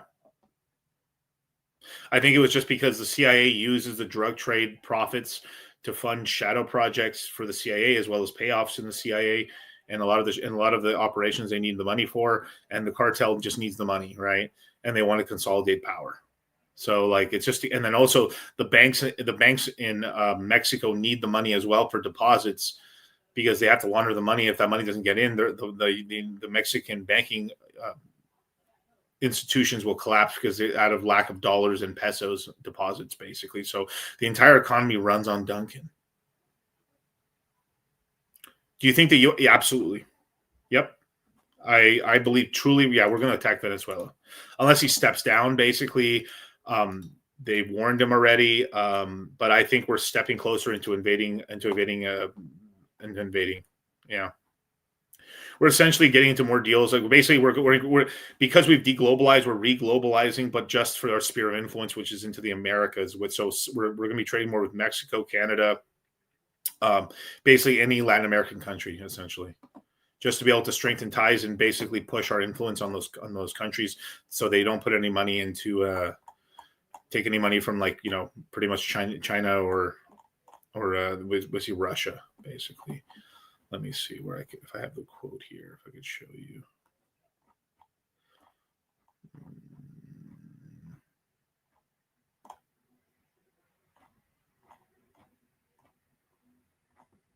Man, I was spitting right now, bro. Damn. Did I not save it? Oh my god. Why do people delete stuff? I did save it, and the people. Why are people so fucking lame, dude? They fucking deleted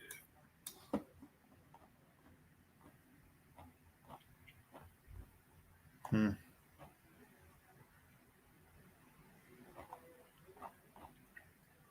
Yeah, they deleted it. What lamos.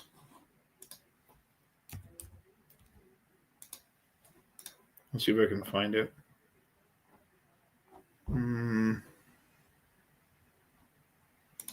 Okay. Trump would be in jail. I don't think Trump would be in jail. Well, let's see. I think he'd be in courts, but I think he'd probably beat it.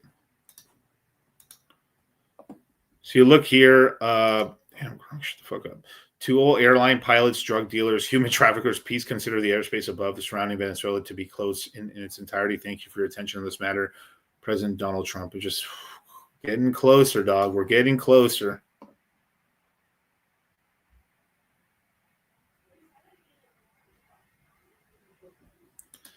The GCC and China kicked out of the U.S., out of that region, and the Americas honing down on its vassal states. Yeah. Everything in the Americas is a vassal state. Canada is a vassal state.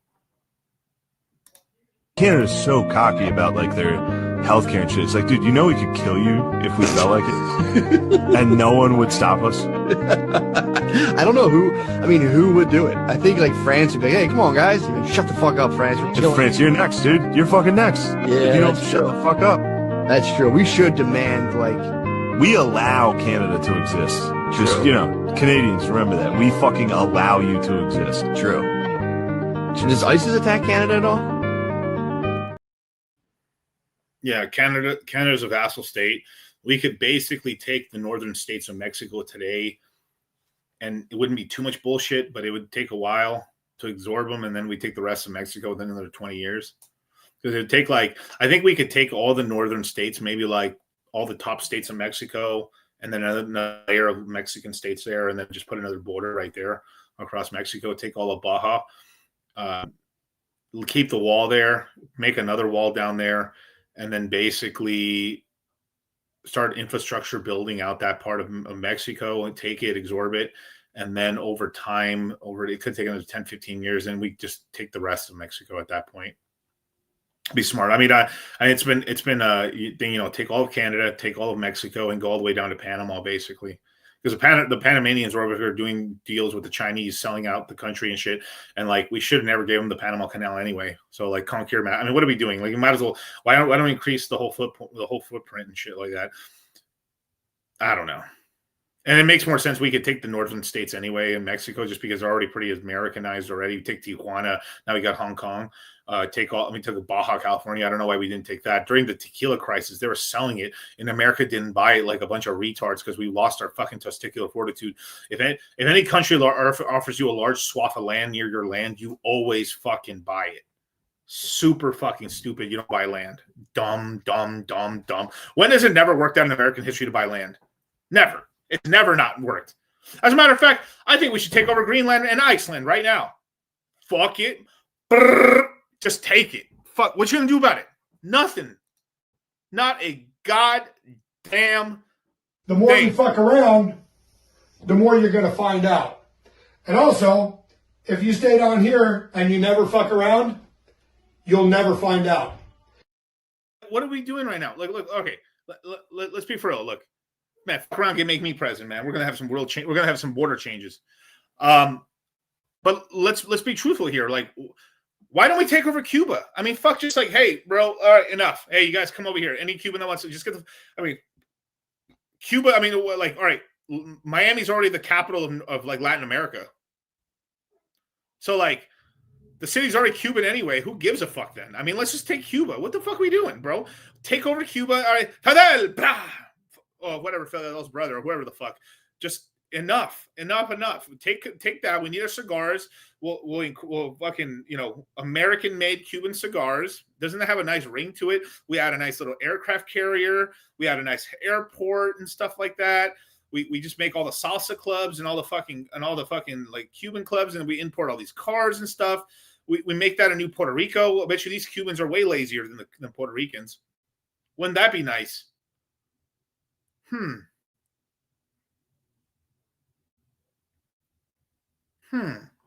I mean, why not? And then worst case, we just import all the fucking Cuban ladies. I almost see no fault in this at all. What we do is just, okay, we just import, like, we basically make it twice as hard for a guy to get a passport in the United States. We make it twice as easy for a woman to do it. Single woman. Oh yeah, Puerto Ricans are way lazy, bro. I'm not saying American Puerto Ricans. I'm saying Puerto Ricans from the island. Super lazy. And we put them on a trial thing, takes 20 years and stuff like that. And anyone born here and stuff will get get their paper and stuff like that and everything. And then,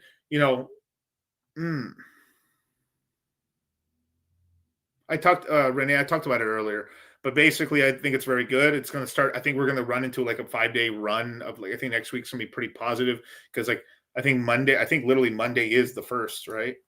Yeah. Monday's the 1st. So I think it'll go up. The USA stamp, like we'll finally have Cuban cigars. We'll make that industry big. We'll like really popularize some Cuban brands down there and stuff. But they're already popular already. But like really give them international. Hey, we'll put them on the IPO. We'll IPO them and stuff. We'll make them on the stock market. We'll integrate them into there. I mean, it's beautiful, beautiful, beautiful.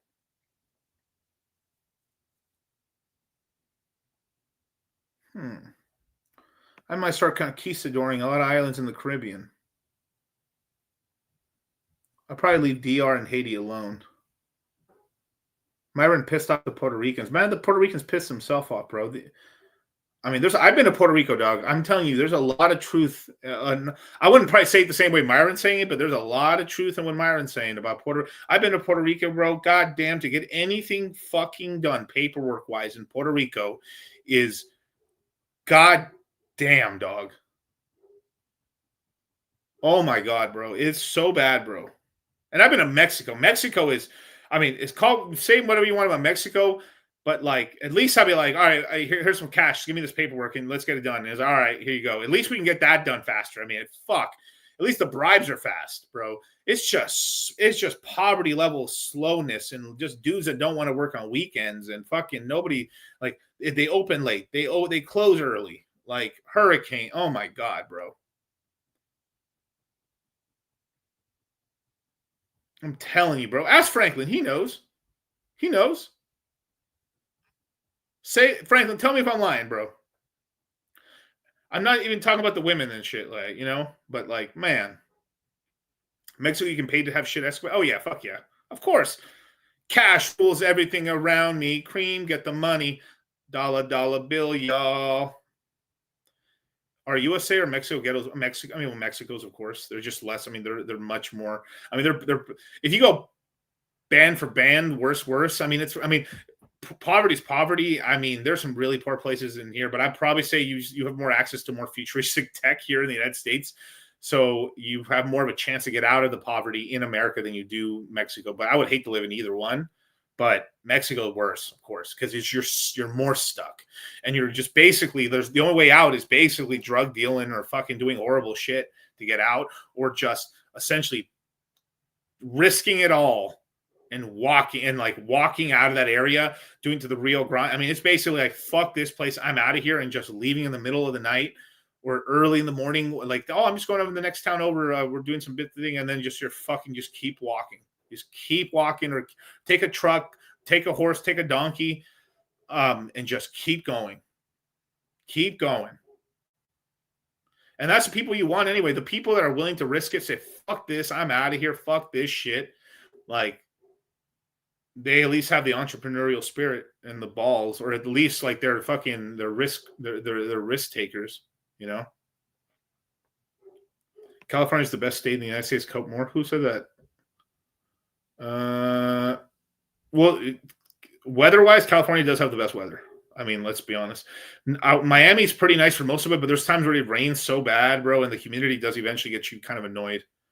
But yeah, California's weather overall is very, very nice. Like, I will say that. Humidity gets annoying after a while. You're just like sweaty all the time. Or like your clothes are like lightly damped. And you're like, what the fuck? It's like you're working out and you're not even working out, and your face is like kind of glistening a little bit, like, ugh. But I mean, you get used to it at the end of the day. You know, motherfuckers get used to prison. San Diego is much better, DCC. Oh, San Diego is very nice. Yeah, I've been to San Diego. It's really nice. The parking situation in San Diego is so fucking horrid. It's probably the worst city I've ever been to when it comes to parking. Absolute top tier, lamest amount of parking. Oh my God, trying to park anywhere. You have to park fucking almost 2-3 blocks away to even walk to this fucking not bed and breakfast, but to walk to any place or a restaurant. It's so horrible, dude. They need to put parking structures all over fucking San Diego. Worse than New York. New York is so bad, you don't even drive. You just walk. I mean, it's like San Diego, you've tricked yourself into thinking you should have a car. Versus in New York, you're like, let's not fool ourselves. Like, a car would be foolish. It's a walking city. Well, look, my parents have told me like I've told them I want to go back to Mexico, just check it out and stuff or something. They tell me, what's the fucking point?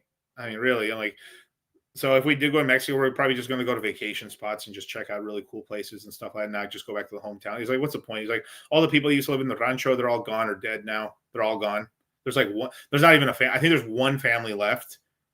That's it. It's just by itself, and it's like become narco territory and shit. Like, it's fucking sad, dude.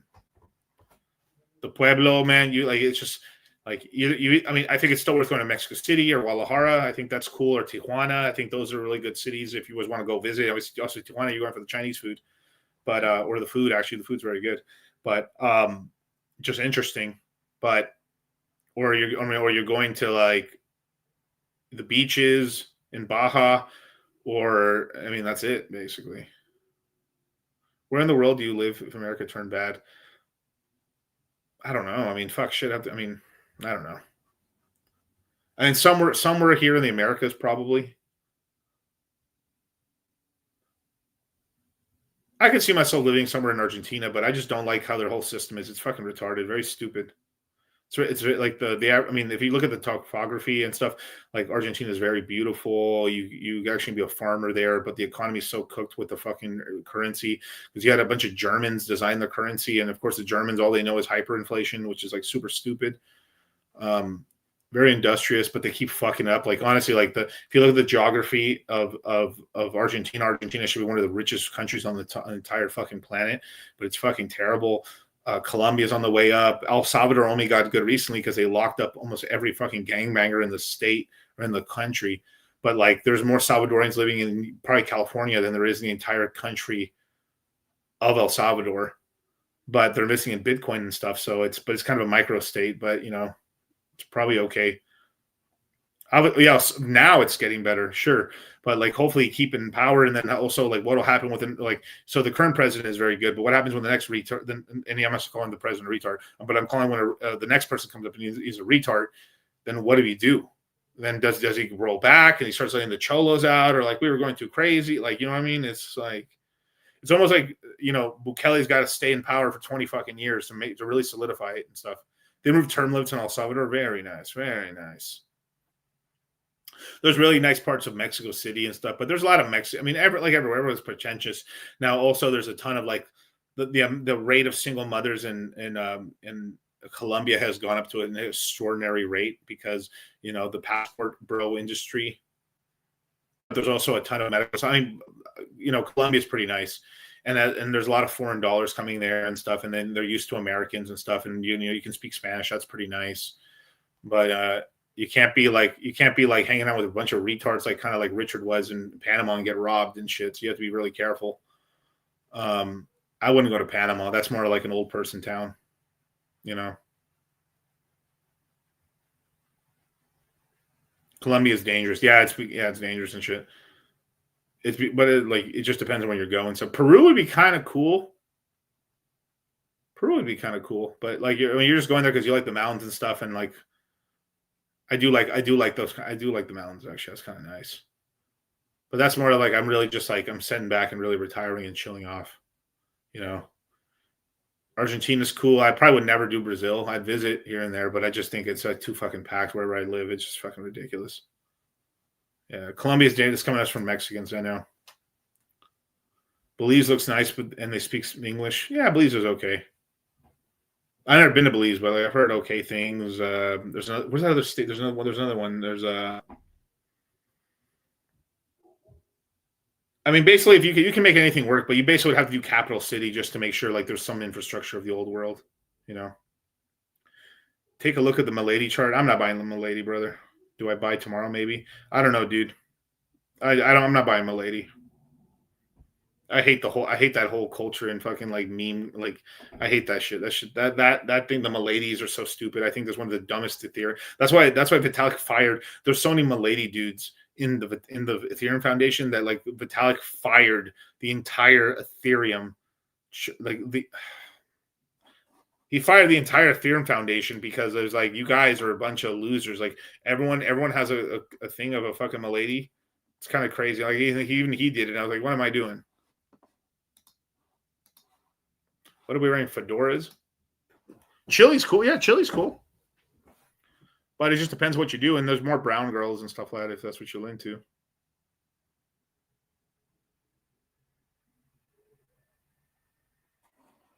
Yeah, dangerous everywhere. You got to mind your moves. Yeah, exactly.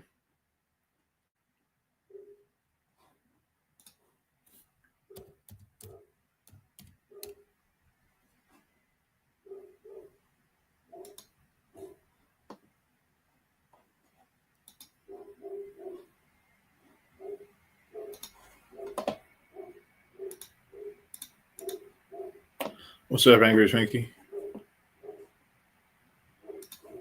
You talking about this one? This my lady?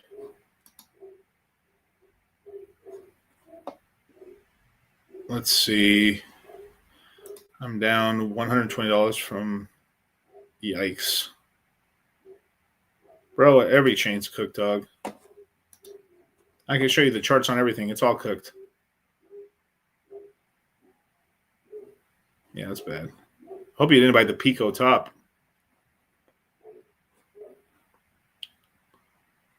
I mean, nothing here shows me other than this, like, yeah, it made a little dip here, right? So you could say, like, oh damn, we made a dip, we finally were bottom out. Like, oh fuck. Wait, yeah, we bottomed out here. Like, oh fuck. Yeah, oh fuck. Wait. Okay, yeah, we're fine. Fuck. Okay, looks like we're kind of boring. Oh, we're trying to go up, man. We're gonna about hit. Fuck. Okay, right here, dog. This is it.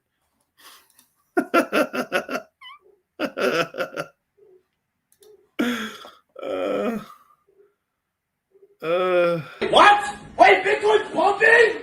Oh my god! First my lungs get liquidated from this massive dump, then I borrow money from my mom to short at 80K because I thought we were going to retest the previous cycle's all-time highs. I thought quantum computing was going to take out Bitcoin. I thought JP Morgan was bearish on MicroStrategy. I thought Michael Saylor was insolvent. I thought dead bodies from the market makers were going to rise to the surface. Now Bitcoin's at 88K and I'm sidelined? I gotta get a job! I gotta call my girlfriend. I gotta call my boss at McDonald's to get a new job. This is such bullshit! I hate crypto so much!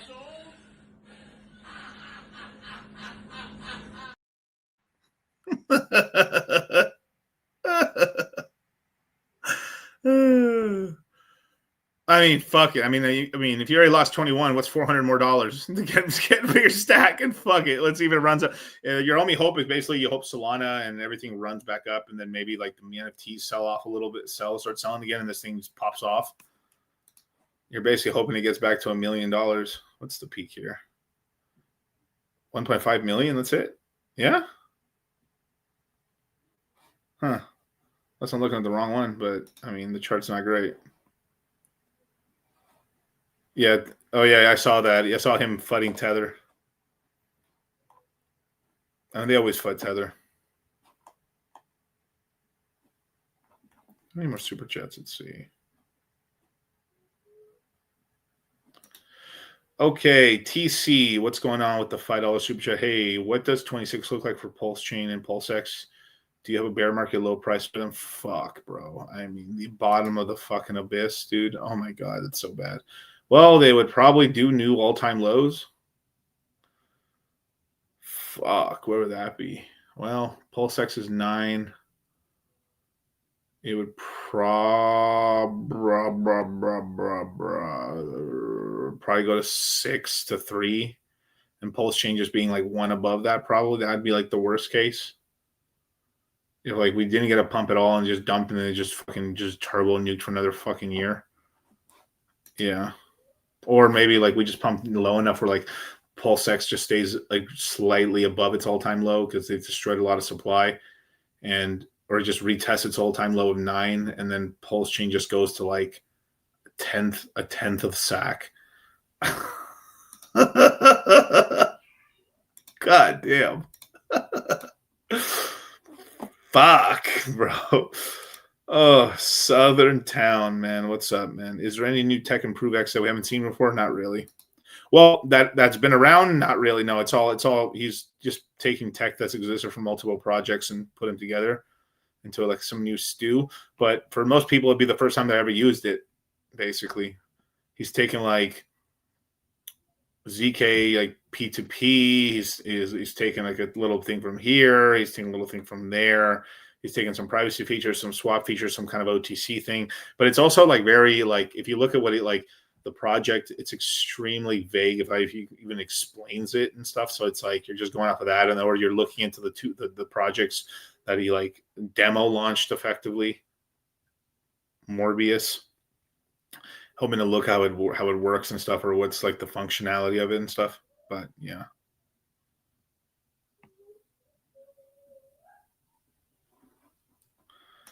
I mean, Richard does launch he will launch it, you know. Thank you, bro. Appreciate it. I think he would launch it and stuff like that, but like people are getting into pools or just asking for this and this, but like, you know, it might do okay because it's so undersubscribed that it'll just pump because it's so low market cap. Because if you look at it's like imagine $1 billion, let's just call it like a realistically like Pulse Chain raised probably like excluding the I know they put the big number on it, but if you look at stables, right, like Richard got like $600 million in stables. I'm rounding down a little bit, $600 million in stables. I'd probably say about 250 million of it was from Pulse Chain and 350 million of it was on PulseX. So $600 million ICOs that launched, you know, Pulse Chain did like roughly like a 3x from its SAC price. PulseX only did 40%. So then they crash real bad, basically. So these projects, they might legitimately only have about like, I haven't checked in a while, but it's probably like fucking 10 to 15 million dollars tops in it. So maybe it does a 10, 20x. You know, it is what it is.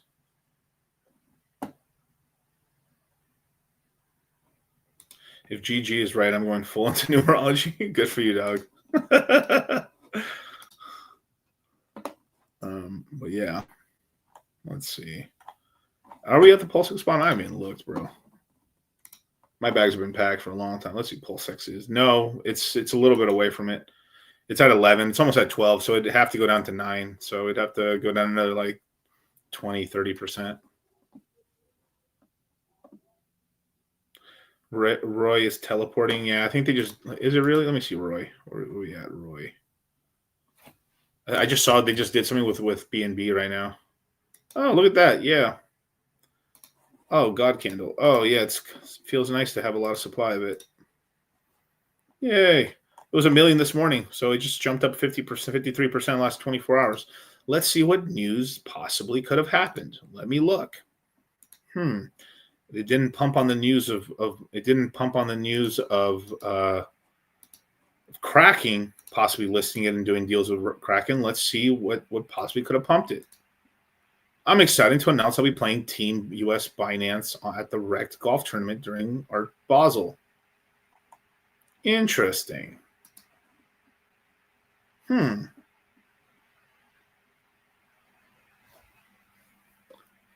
How's everything? Very well. Good, doing really good, sir. Personal life flourishing. My son's awesome. Fatherhood is very, very, very, very cool. Let's look at nobody. Did nobody pump as well? Shit. That's good to him. Roy's done very, very good now. Well, it's done good for the day. I mean, obviously, I'd like to go. It'd be higher. What's nobody at? 15 million. Yeah, it's just coming down. So it's like, if we get another revamp, I think it will probably at least retouch back to 90. So there's some good DX opportunity. There's a little X opportunity here. But hey, only if you think. Oh, I wasn't even showing it. Oh, fuck. Sorry.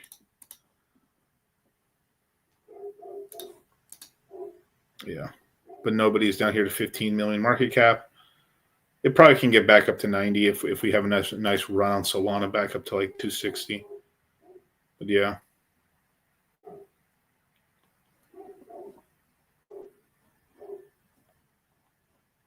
Let's see. Ondo, ETH, Bitcoin, Sol. I want to put 1K into these. I think you're good to do so. Yeah. Yeah, that should be fine. I mean, you're buying at good prices. So, yep. Crypto made me poor, so I moved there not to pay tax. That's funny. Roy and nobody are money profits. Well, hey, man, I'm telling you, these meme coins can make money, bros. I mean, they truly can make some serious money. Let's see if I can show you guys something else here. Yeah, so this is kind of some of the Tether FUD that Arthur Hayes, he's coming in with some money, some facts and stuff with it, but like, so this is Arthur Hayes. He says Tether folks are in the early innings of running a massive interest rate trade. How I read this audit is they think the Fed will cut rates, which crashes their interest rate income, which I've said before. The stablecoin trade is going to calm down as interest rates come down. In response, they are buying gold and BTC that should, in theory, moon the price of as the money falls.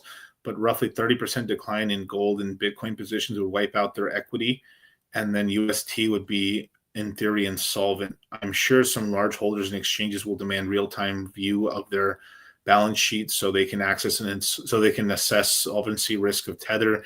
Get out your popcorn. I expect the MSM to run wild with this, especially all the editors with TBS who want to shit on Lutnick and Cantor for backing the stablecoin.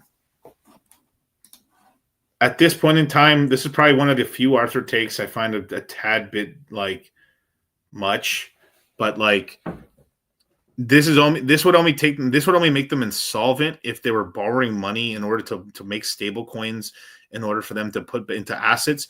But if they make a lot of revenue, so if they're only spending their revenue to buy assets and they don't have much debt, let me see on any of this thing. Is there any debt on here? Let's see. So they have some secured loans, $14 billion. Corporate bonds. This is them investing into stuff. Precious metals, $12 billion, 12 point. So they own tons and tons of gold. They have gold. They have $9 billion of Bitcoin. They have $3.8 billion in other investments. They have $14 million in loans, corporate bonds, trash equivalents and stuff, U.S. Treasury. So they own about $112 million of Treasury bills, overnight repurchase agreements, about $18 million. Agreements, $3 million. Money market funds, $6 million. Cash and bank deposits, $30 million. Non-Treasury bills, $47 million. Corporate bonds. I mean, to me, it looks like besides making like the interest payments on the loans, they are making sufficient income in order to pay this off. Basically, the $14 billion of secured loans,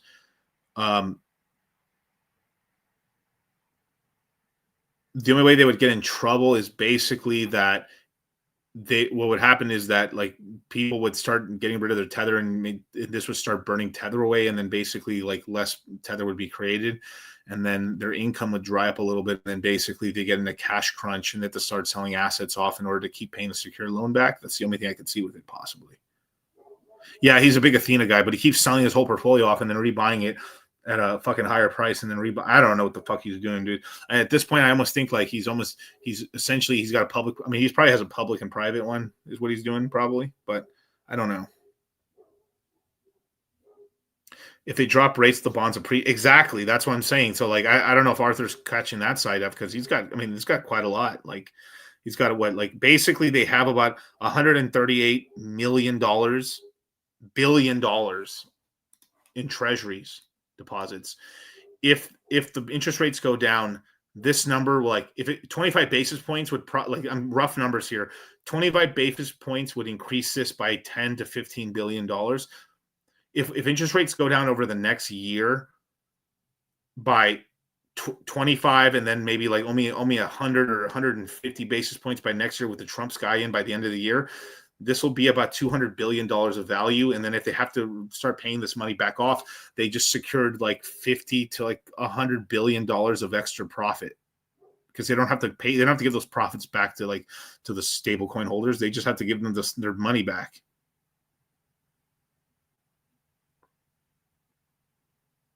I don't know. This just seems like some FUD, man. But like the only way this would be really bad is if Tether printed a bunch of dollars. That's always been the fucking like you guys are printing Tether out of thin air and using it to buy Bitcoin. If that's true and they catch all that stuff, that's a different story, of course. I'm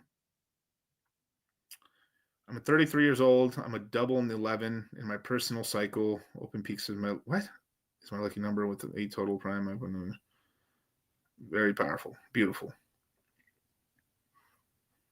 Mega synergy. Thoughts on ICP? I think it's gonna if the cycle continues on, I think it's gonna go on a run. I think they're developing some interesting stuff with AI. Coffee AI is something that I've been looking at a little bit into and stuff like that. I don't really like the project, especially what they did last cycle, how they launched and how they were essentially just dumped. Maybe the team was good, possibly, but the way it was kind of taken care of by like Andreessen Horowitz, and they just dumped the entire supply or a large portion of it. Took a ton of profits on it and then used those profits to make another fund of more ICO projects. Caffeine AI. Yeah. So I think it could do good. It's crashed down a little bit, so you're buying it pretty cheap. If we do, I mean, you're basically, the risk is you buy it now, and if the cycle continues, you're gonna make a fuck ton of money in ICP. If the cycle's over, you got cooked on it. That's what it is. It's the worst chart in history. I don't know if you know Pulse Chain, but no, it is pretty bad. I think it might be literally the worst, actually. You're not even joking around. It's pretty fucking horrible. I kept our guys out of it, and thank God, bro. It's so everyone was like, ICP, Miguel, ICP. Yeah, you know me. I was like, I ain't touching that shit with 10-foot pole, bro. And like, let's see what happened last 3 months. $4, $2. It pumped up here to almost $10 almost, and now we're back at $3. We're back at $4. As long as you're buying this below, like, even $10 really, but legitimately, if you're buying this below, basically, I'd say $6, you're buying. I don't want to say value, but value, I guess. Like $4 and lower is nice, but $6 is like, basically, if you're gonna get ICP, buy it now and lower, and let's see what happens if you're gonna do it and stuff. Because they're starting to be influencers trying to get, whether they're using the money to pay influencers and create a shill wave. There will be a shill wave on this. So like, maybe it can go back to $10 on a nice run up, or maybe it can, I mean, because like, let's just look at what it has done in the last year. Has done anything? Okay. $15. Let's look max. Let's take away. Let's go to like 23. Okay. So in the summer of 24, so peak Solana season cycle, what did it top out at? Like $19, basically. It topped at $19. So, I can get a 5x on this hoe if things go good. We'll just have to see, but like, it is something that I don't like. I'm a profit maxi. So like, if I see a way to make some money and stuff, I do see there's a chance to make some money on ICP, basically. Dude, take a peek at my game pipe wall. Nothing but despair. How does Pulse Chain compare to the majors' worst all time? I mean, the worst thing that Pulse Chain did is it never really did have an all-time high run. That's the part of it. It's just been down only. Sonic, if you look at the Sonic chart from the conversion, oh my God, down only. But if you look at like when it was Phantom, it did very, very, very well. So like, a rebrand, name brand is not, it's like 8 out of 10 or 9 out of 10 times like a very bad idea, basically. Yeah, Aptos might pull a Solana in 22 move. It's down 85% already. Jesus. Yeah. I mean, there's money to be made in making those crazy bets right now on them, especially if you think Monad. Anytime all CT is like Monad, it's like when all CT wouldn't shut up, it's fucking hype season. It's Aster season. It's Aster disaster. It's hyper. And I like hyper liquid, but it's hyper liquid season. Hyper liquid season. And then what happened? The whole entire market got so ass fucked. Man, I have never met one either, bro. I never met one that wasn't getting paid. But, people send that check and then people start acting like, what am I gonna do? I'm Hitler's top guy. Adolf Hitler chose me to lead the revolution. Oh. Adolf Hitler needs me? Okay, I'll do it.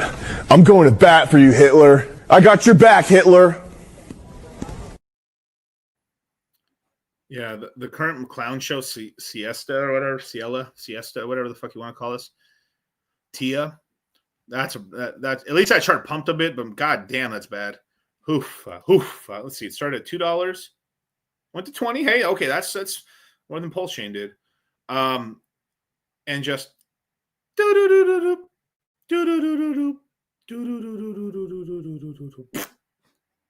so let's call it 230, 225. Now it's at 64 cents, half a billy. I'm ICP's top guy. Oh shit, fucking funny, bro. I'm ICP's top guy. We got Jose with the $5 super chat. What's up, Miguel? I hope all is well. Yes, everything's pretty good. I didn't hit the gym, dude. I haven't hit the gym in 3 days, dude. That's the only thing I'm a little bit pissy about. I've been so fucking busy with all the family stuff and And the holidays I've been fucking up. Horrible. Just remember all the people shilling say Tia. It's all about Tia and Seiya and all this other shit. Like, you know, another Sonic DCA. That's right. Hemigo was always good. Crow's taking losses as a token. I can see a rebound. I think it can get a rebound, but most of its play's gonna be next year if we actually get an IPO with Crypto.com. We'll have to see that's happening. Remember, everyone wanted to buy Crow here. Oh, I'm sorry. Poop. Everyone was like, Crow, Miguel, Crow. He talked about Crow, bro. Around this time, from here to here, let's see how many days that was. August, let's see where the first part of pump. Okay, from August 26th to about September 22nd. I would say a quarter of my mentions and stream were like, yo, this Crow stuff. Miguel, yo, Crow, bruh. Talk about Crow, bruh. Do you think it's gonna go to $1, bruh? Should I buy Crow at 30 cents, bruh? I had literally one guy crying, like losing his mind, because like, bro, you think it's ever gonna hit 26 cents again?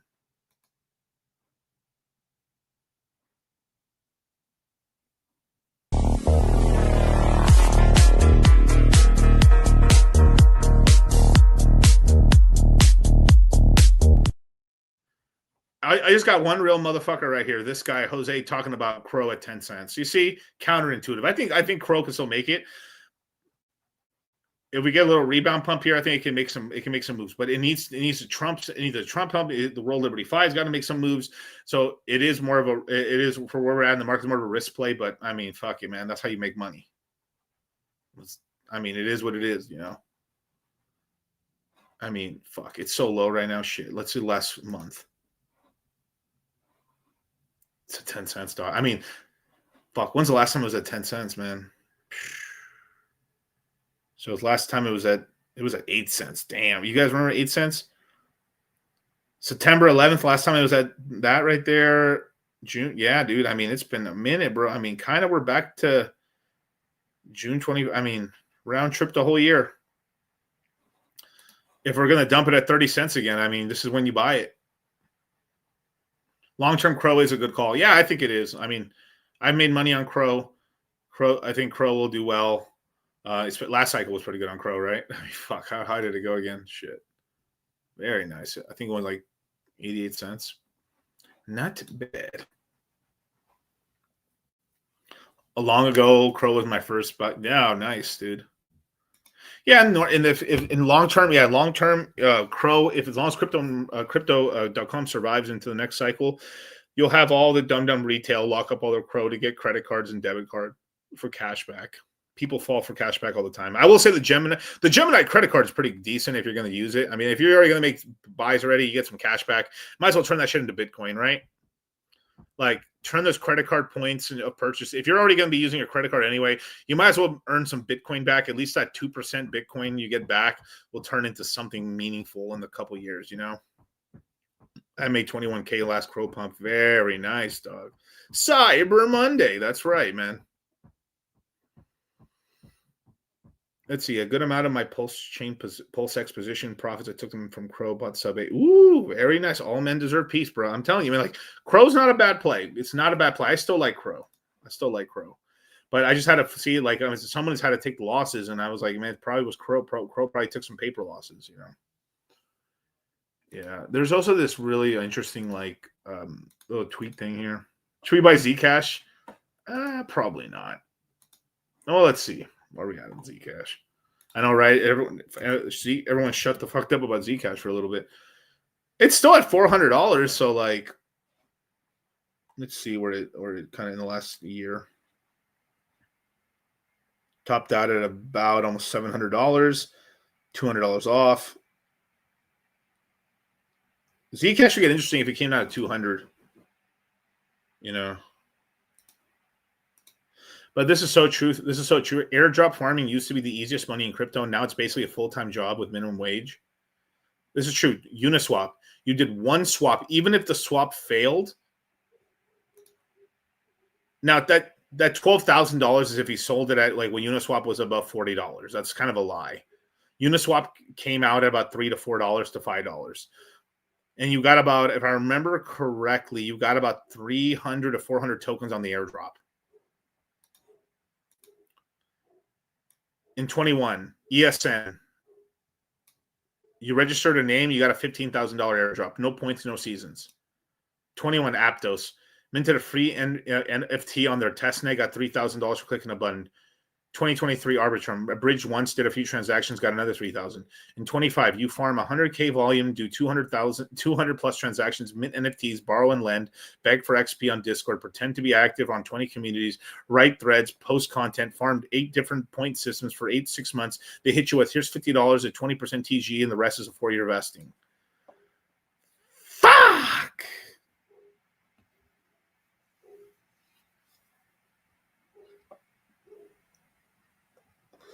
You know what I would love to do? Like, I would love, like, I've thought about vacationing to France and just going to go fuck up scammers, but like, that is scammer shit, dude. Like, that whole, I mean, I didn't like how Sonic did their airdrop personally. Like, I think I was proven right about it, but like, this is what I would do to all the current airdrop. Like, just give tokens out to people, bro. See the guy who hit you with the bottle. This one, the little one. Oh, the fucked up teeth. Oh, I've seen him last time I was here. I saw him. Yeah, he's not strong. You can break him like this, but he's not alone. Wish us luck. Yeah. No, I'm looking for him. Let's see.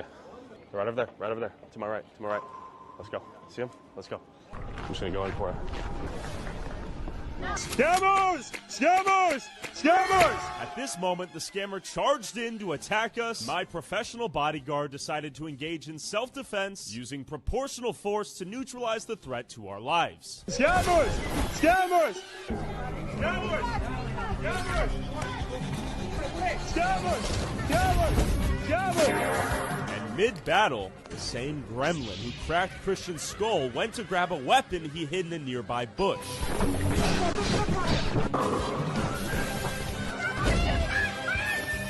Fuck, move out!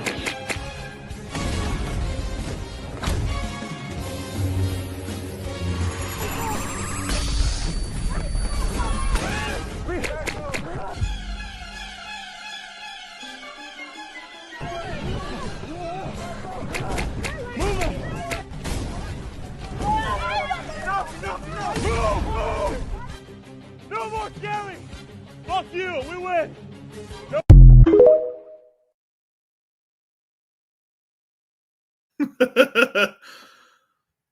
Yeah. Americans are being championed in France for fucking up scammers, dude. I fucking love it, dude. Because like French people don't have the balls to. We need to just curb stomp these fucking scammers, dude. Curb stomp these people, man. It needs to be done. Let's see what else I can. I've got some other cool shit to show you.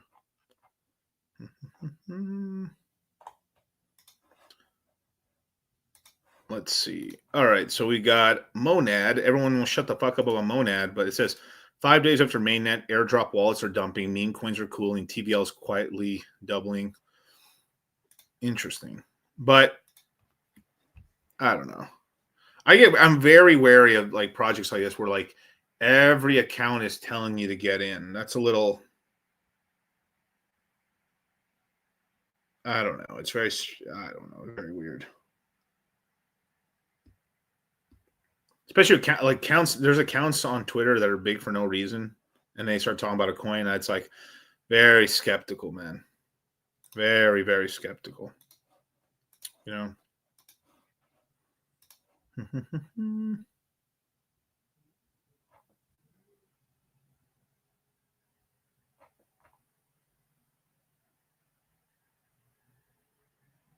Yeah. There's a big upgrade coming to Ethereum very soon. I think it comes out on December 3rd. And basically, it's going to be if you create a new wallet using you can still make a wallet the old-fashioned way, but basically you can make a wallet with I see a lot of problems. I see a lot of problems with this upgrade. What is the upgrade called, if I remember correctly?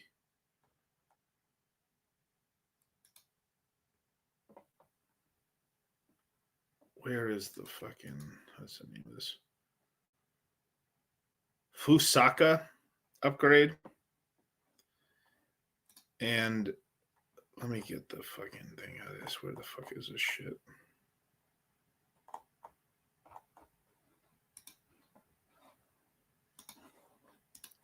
Fusaka!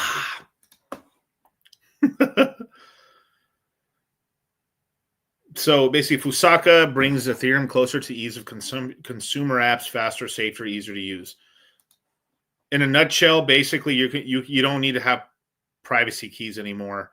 You can either use facial recognition, thumbprint, or passcode like a phone, and you have access to your wallet.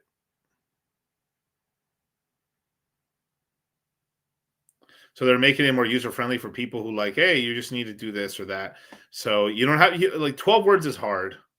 How about you just remember you can just use your eyeball. Uh-oh. I think this is a problem. There's some cool stuff with it, like obviously roll-ups for the L2s. Will unlock 8x data through validating data sampling. That's cool for rollups. It means cheaper block fees. I mean, if we're getting a bit of rollups, that's good. That make everything faster and stuff. I mean, I've said it for a long time. We need to have tariffs on L2s. L2s need to pay more fees to the L1. Let's see. Fuchsia lays the groundwork for instant field user information picture. That's cool. Node operators, Fuchsia grows capacity. Yeah, that's right. Will not be easier to integrate blockchain infrastructure into existing corporate security standards and native support. I mean, all this stuff's good, right? But there is some shit there where like that's kind of scary. They're trying to over time phase out. Like I think you're always gonna have the option for it, but they're gonna start trying to phase out like seed phrases because the normies are just so bad at it. They're just not getting it. Basically, did I catch the Arthur Hayes interview? No, not the new one. Wait, is it the one where he's shitting on Tether? Because I already did a whole thing on Tether, right? Of him shitting on Tether, basically. Remember everyone talking about ETH Max? How they wouldn't shut the fuck up about ETH Max, and now no one's talking about ETH Max? Or Mega ETH? I should say Mega ETH.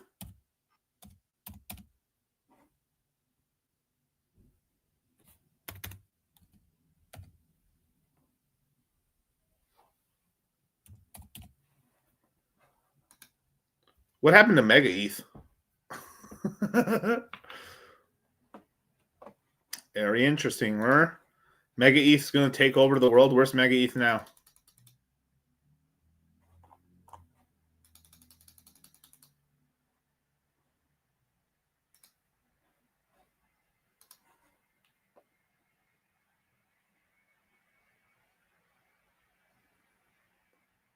Interesting.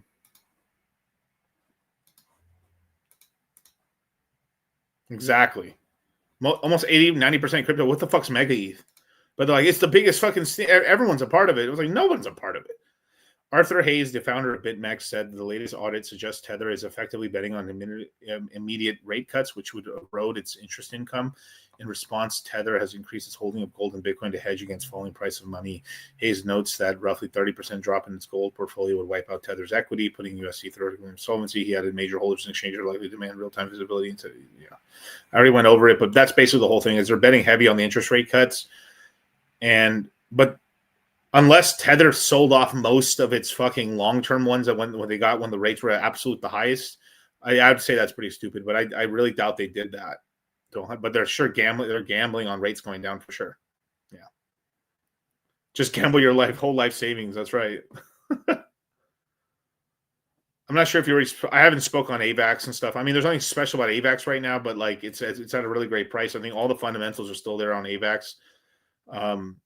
If we go back up, I think it will do very well. Like it's at $14 right now. Yeah, it's 50% off of where we were before, man. I mean, in September and stuff. So like, you're buying it at a good price right now. If we decide to go back up and stuff, but you know, yeah. Togi made me want to start gambling. I mean, there's gambling like Togi does it, and there's gambling. There's a smarter type of gambling if you're going to do it. But I like gambling. But like the thing is I don't gamble so much that like all my money just goes into gambling, and I'm not investing. You know, the thing is for Togi is Togi gambles because it's content. And the more crazier it is, the more famous he gets, the more the money comes back to him and more views he gets. So it's a positive feedback loop with some negative stuff in there because he's going so degenerate, but it's making him more famous. So the money might come back eventually as long as you keep the ride going, basically. Wherever you guys, if you try to copy Togi, he's making money off of like him being a personality, him getting money from casinos, like online casinos, him getting money from sponsorships, him money from selling like merchandise. If he does, he will sell it eventually, and all kinds of other bullshit, right? And views. But he's got his life's a roller coaster is a business versus you guys. Your life is not a business online. So you crashing out and doing crazy stuff, there's no revenue from you losing money at the casino. You just lost money at the casino.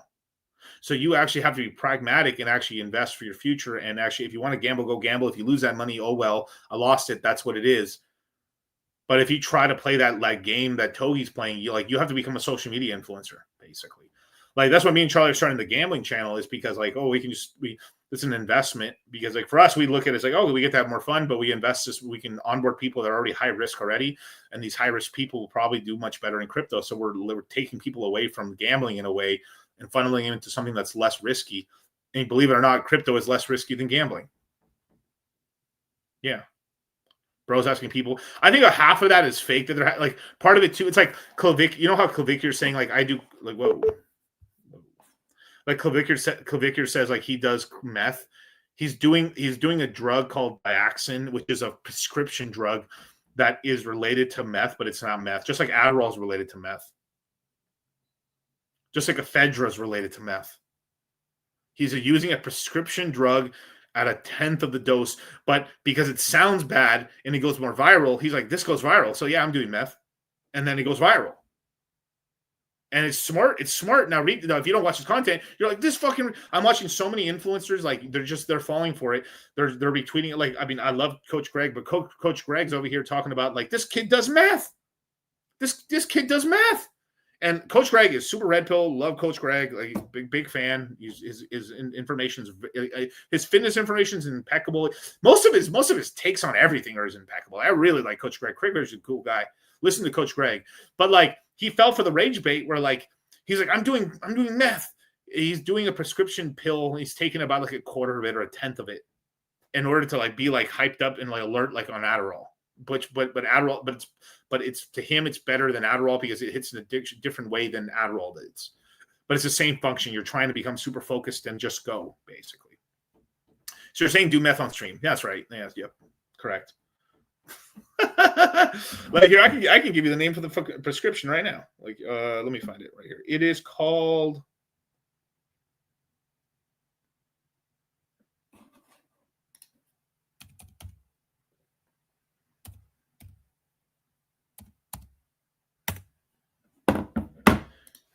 Dioxin. That's what he takes. He takes, if you believe what he says, he takes, if they recommend you, let's just say like 2 pills, he's taking like a 1/4 of a pill, basically, because it's very strong, you know. But you don't say that because most people like dioxin, they don't know what that is. So then you say the more hype, the more crazier thing, basically. Why do you think, why do that when you got the real thing? What? All right, let me see. Give me 1 second. Let me.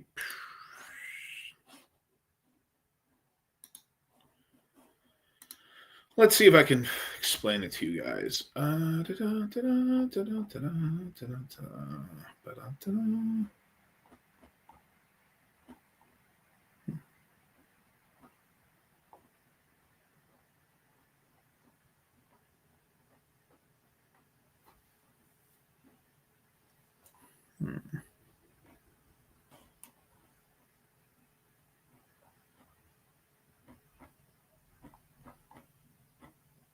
Damn, I watched a lot of videos in the last couple days.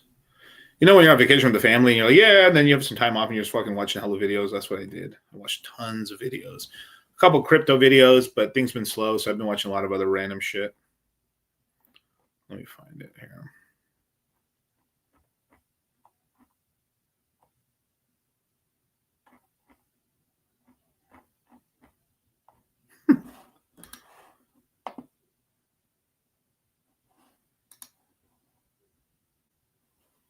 Let's see. Smoking weed sucks for streaming time-wise. Do meth and like, well, Zerka wasn't doing meth. He was doing Adderall, and I know for a fact he was. I know for a fucking fact he was. I was there when I saw him. Like, fucking funny, dude. I will find it. I'm on a mission now. Dun dun dun dun dun dun dun bum dun dun dun dun dun bum.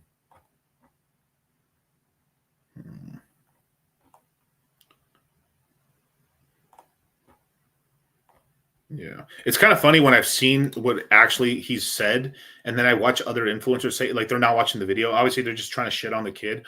But like, I think Clavicular is like 90% right on everything he says for the most part. It's a little black pilly on some stuff, but legitimately, I think that a lot of the streamers that are like shitting on him are a lot older than him. And like Clavicular is doing incredibly well for his age. He's 19 years old. He is killing motherfuckers right now in the streets, bro. Yeah. Let's see. He would joke about doing coke, but he did Addies. Yeah. He would do. Yeah. I don't think he ever did coke, bro. Or maybe back when he was a bouncer. Yeah. I think the only thing Clavicular maybe lied about is like I don't think he had enough time to bang all the women. Like the only cap I heard on the stream is when he said he fucked over like 3 digits of girls. I mean, it's possible, but like I just don't think.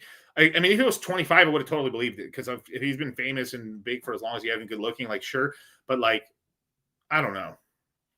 What's the best nootropic on the market? I think most of them are kind of dog shit. Like, I mean, Alpha Brain's okay and stuff, but like they don't. I mean, they're really not going to do much for you. Like they can a little bit, like a little bit with memory. I think if you take a lot of creatine and then there's like Alpha Brain Black, which works okay,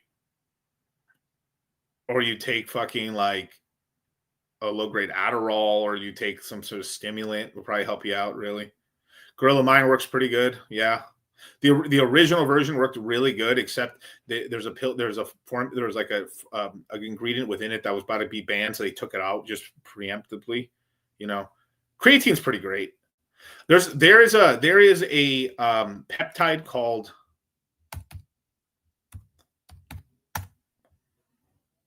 that is probably the most effective normal one most people are using.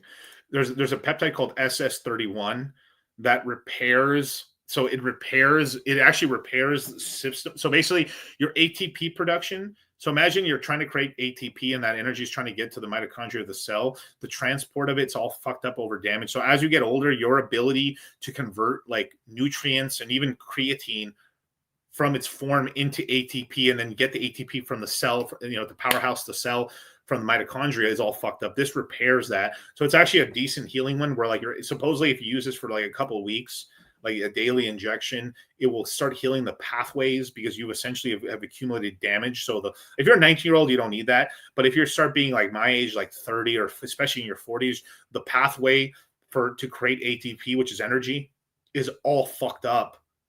And allegedly this might actually like heal and work it up. And so some people are like using this peptide to heal up the transport system of it. So it's like imagine the pipeline starts to patch all the holes, heal it up, and get rid of like dead mitochondria, and then fix that up. And then when you start taking more, it will make your creatine more effective because creatine just helps it converts into more water and muscle, but also energy production as ATP. Aging is a disease. Yeah. So S31. That's actually the next one I'm going to try. I'm experimenting with this one next, basically. I'm going to try it out, see if it increases energy levels. And I'm like, God damn, No, BPC only works well if it works for me when I combine it. That's true. It does work by itself, but yeah, people just combine it all the time. I've taken both of it. I've noticed a little bit of healing, but it's like, I mean, I don't know. I mean, like, I will say it's not a placebo, but like okay. Most of these, like you can most peptides you can just inject them sub-Q, or intramuscular if you want and stuff like that. And it doesn't matter where you do it; it pretty much works. Like almost none of them you need to like directly inject into the actual site where it hurts and stuff. I've done it one time. Maybe it's like I've injected like right here. This shit hurt for a bit. I injected myself right here. It stopped hurting after a day. I'm like, wow, this shit really does work. But it's a little more placebo. But I think but like it doesn't completely heal it. Like I've been on it. I am still on it. And like it's working, but like it's not to the level of like where you're like, Jesus, I'm fucking like I'm invincible. I can take bullets and heal, you know. Where do you get it? I don't know, dog. Can't say it on YouTube. Yeah, OG Alpha Brain really hit different. Yeah, I did too. I remember taking it back. It was expensive as fuck back then, dude. Yeah.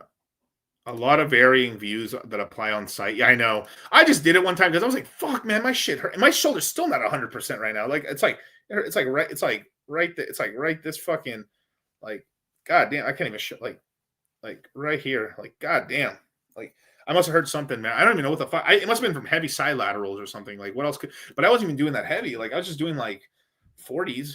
That's like bitch weight and shit. Like. Back in the day, dude, I used to do like 65-pound like side laterals and shit. But I was like, man, this is like super. It was starting to get to a point where like, man, like when I'm gonna start fucking doing the 70s and 80s and shit, like fucking side lateral, that's ridiculous at some point, you know. But like, so I just started doing more higher reps, and that was a good move. Long head bison? No. It's shoulder. It's shoulder attack. I can feel it. It's not. It has nothing to do with the bicep at all. The bicep when I flex it does not hurt. My tricep doesn't hurt. It's shoulder. It's from shoulder down into the bicep probably, or into the tendon. So it's like right here from the.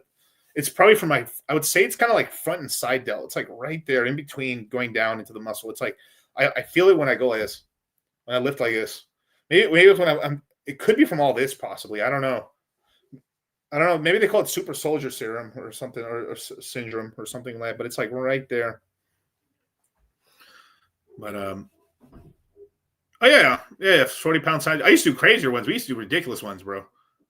The heaviest I ever went on side laterals, I think it went 85-pound side laterals. I did have my brother behind me because I'd eventually get a couple reps, and then he helped me get them higher so I can like, yeah.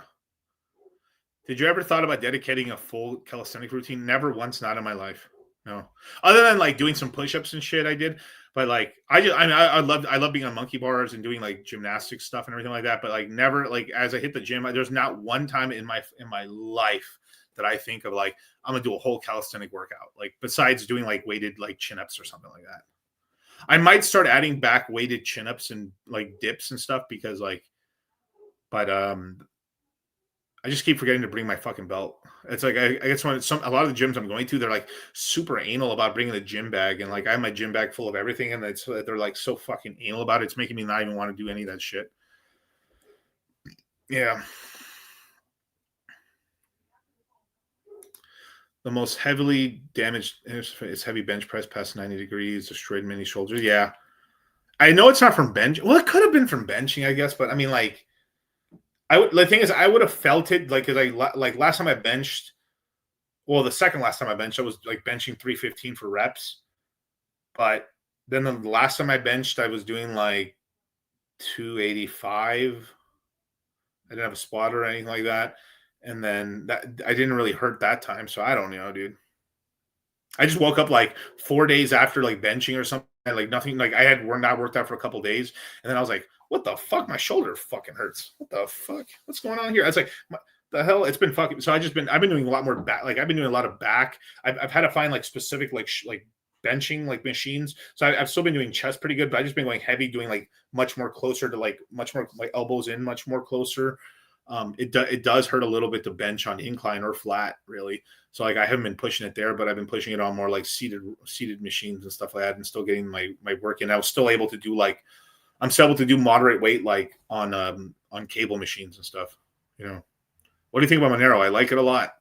I own Monero. I own some Zcash, but long term, I think Monero's better if I really think so. But like, yeah, they're trying to hack into all this stuff. You know. Yeah, 25 is good. I mean, real after a while, like I can't do 40s forever. Like after a couple, I mean, you keep doing enough sets, you're like you're busted, you're tired. Then you can just lower it down. I do bird flaps as well, which is like instead of doing like kind of like you're kind of like this, you're actually it's like fully like you're almost like I call them bird flaps. This is just a burnout, like with low weight, like 15 pounds or 20 pounds. I used to do CrossFit. I was so agile. That's good. It's just that more people get hurt from CrossFit than any other thing because it's just so much. Because a lot of unathletic people use it to get athletic and to get into shape, but because their body and their shit is so out of whack, they get hurt doing shit they shouldn't be doing. And then the top guys in the sport basically are already in mega shape, and then they're almost training specific. They're almost like training like specific athletes in certain fields instead of just jumping around doing kipping, push-ups, pull-ups all the time. And then from there, it's like it goes from like being a generalist to like a specialist while still keeping up your fitness a bit. And then when you do the shows, then you do everything basically. Yeah. Any supplements for endurance? NO2. Yeah. This is the only one I recommend. Like NO2. Or let me see if I can find.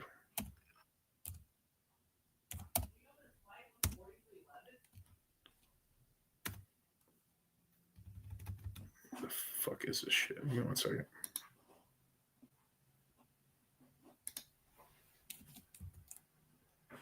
Man, I just put the website on.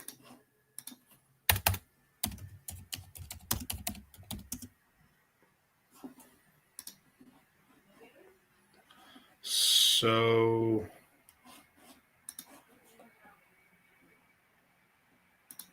and most like CrossFit has essentially failed. They're already trying to sell the company off. Most CrossFit gyms have become hybrid gyms, which I actually like. They're kind of like a bodybuild. They're like a general bodybuilding gym now with CrossFit equipment, which is pretty good. So they've added like this right here, GO2 Max. This shit really works. That black bottle, 10 out of 10 recommend. 1 to 2 pills. I take 2 pills. You're literally, it absolutely works. I can tell you like 1,000% it works. Like it worked for me at least, but you will basically your endurance goes up. You're able to work out longer and harder. You're able to get more reps in. And then also even for the cardio, because like I was when I was like 280, I was way more out of breath doing cardio.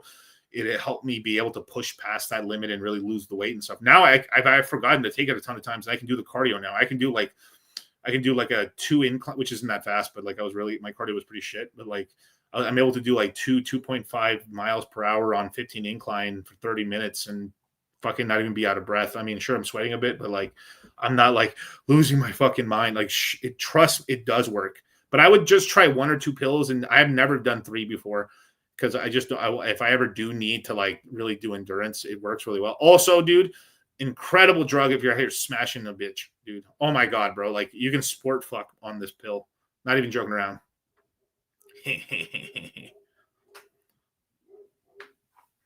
But I digress. Yeah, I'm trying to find the fucking vid, bro.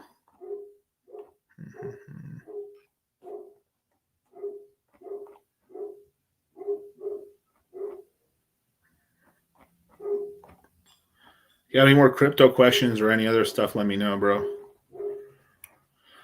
I'm looking for this video for you guys.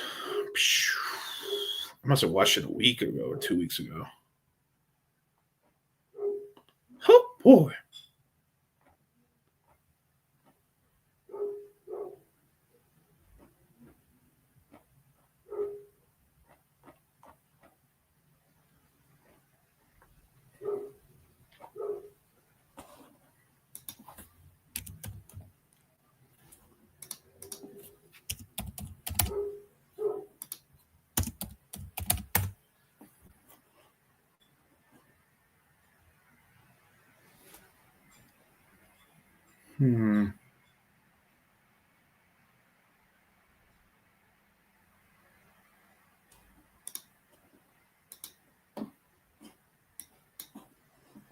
This might be the video.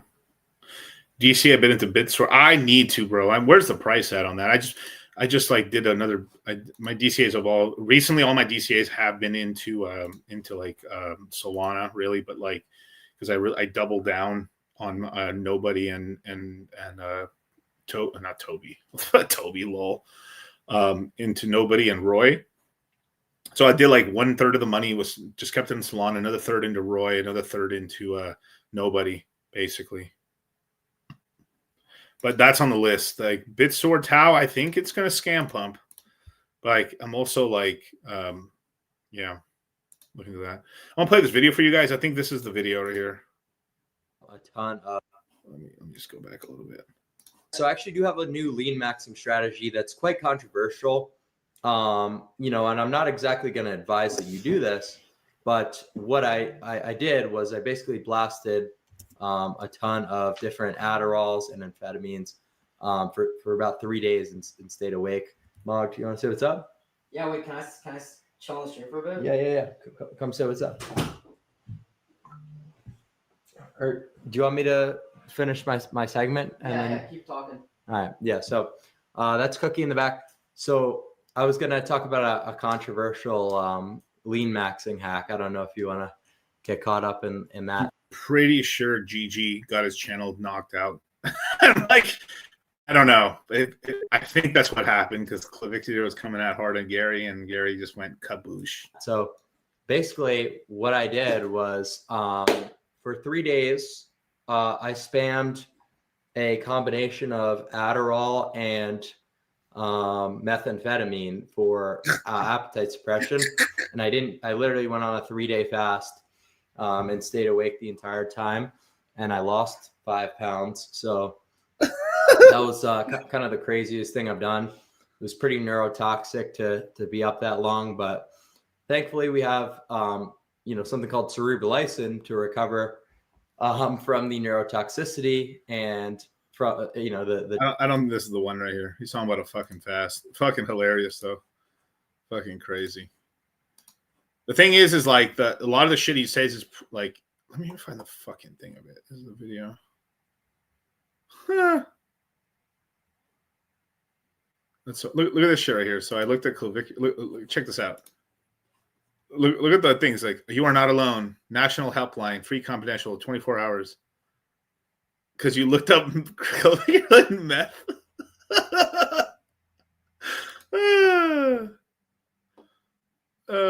Fuck, that's so funny, dude. That's so funny. Filters. Let's look at video.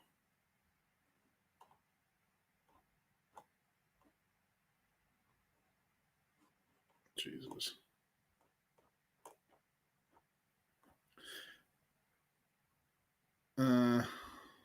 Wow, they must have scrubbed all the video. They must have scrubbed the video. That's why I couldn't find it and stuff. But yeah, he's not.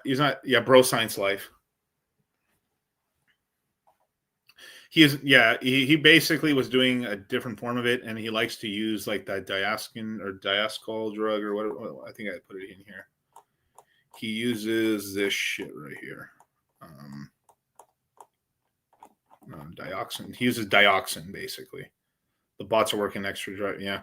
But he's using dioxin and he's using it at a low dose and stuff. It basically hits his pathways a little differently, and it kind of gives him more drive and appetite suppressant versus the Adderall might be more like it hits him a little bit different. So it's more like you one track mind, and you can like forget if you're on Adderall or any of those kind of things and shit like that, you can basically do something and then you can just get lost in it and you're like, oh shit, how much time I've been doing this for? Or like you get into, let me clean my room, and then you're like clean your room and you're like, it's been 3 hours and your room's starting to get really clean now, but then you're like, hey bro, you've been cleaning your room for 3 hours. Have I really? Oh shit, I guess I have. Damn. And shit like that, right? So it's interesting, but I think he's mostly using that just to get like attention and clicks and stuff. Really, if I was being for real, Buy NMN for anti-aging, yeah. But if you think about it, yeah, if you think about what he's done, he's basically made himself get really good looking, and then he's getting bitches and money, and he's famous. So he's kind of proved everyone's point that mostly 90% of what people care about is that you're good looking. Yeah, I thought I did. Or no, I didn't put that. You're right, actually. Yeah.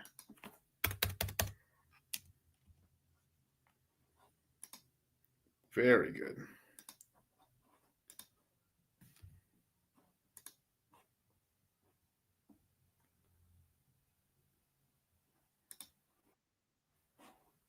Yeah, well, this is the original one, but there's one like I've seen that. I've seen that one. Like there's this isn't the one. This is a good one, but this isn't the one this isn't the one I saw. Crystal, so methamphetamine for as a stimulant and to lean max, right? It's very suppressant of your appetite. It's a very long-acting stimulant. So this is something that I've started using in place of Adderall, right? Because Adderall is 75% dextroamphetamine and 25% levoamphetamine. So the levoamphetamine, I really didn't like it. It's too much of a physical CNS stimulant. So if you're trying to work, it just can be too much, too jittery. Whereas, you know, the meth is a little bit better in terms of its dopamine release, you know, just being targeted for the brain, crosses the blood-brain barrier a lot quicker.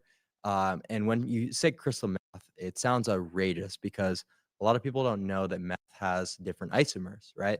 So the L-methamphetamine is what people are smoking, what people are tweaking out on, and what makes them related, right? So this is not the stuff that I'm using, right? I'm using like very, very low therapeutic dosages of D-methamphetamine, which is actually something that's prescribed by doctors. It's called Disoxin. I say meth as a shock factor because of how outrageous it sounds. So with people watching Breaking Bad and seeing meth tweakers, you hear, oh my God, this guy's so crazy. But you actually inform people, no, Disoxin is a prescribed medication. And I'm taking a very low dose of this, like 10 times lower than the prescribed amount. You know, just as a mild stimulant, it's much more mild than Adderall, actually. And, you know, it works a little better for me. And I use it to lean max, right? So I'm pretty much using hollow cheeks. Yeah. So that's kind of where we're at in terms of looks maxing. But I just like to say stuff like that for the shock factor.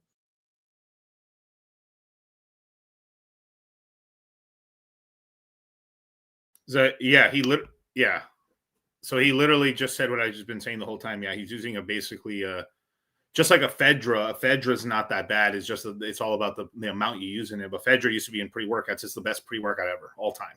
But it's derived from fucking amphetamine. It's like a cousin. It's like a dress. Like if meth is like a fucking retard, fucking inbred cousin and shit. If Fedra is like this fucking well-dressed, like Gordon Gekko, well-dressed banker motherfucker on the streets.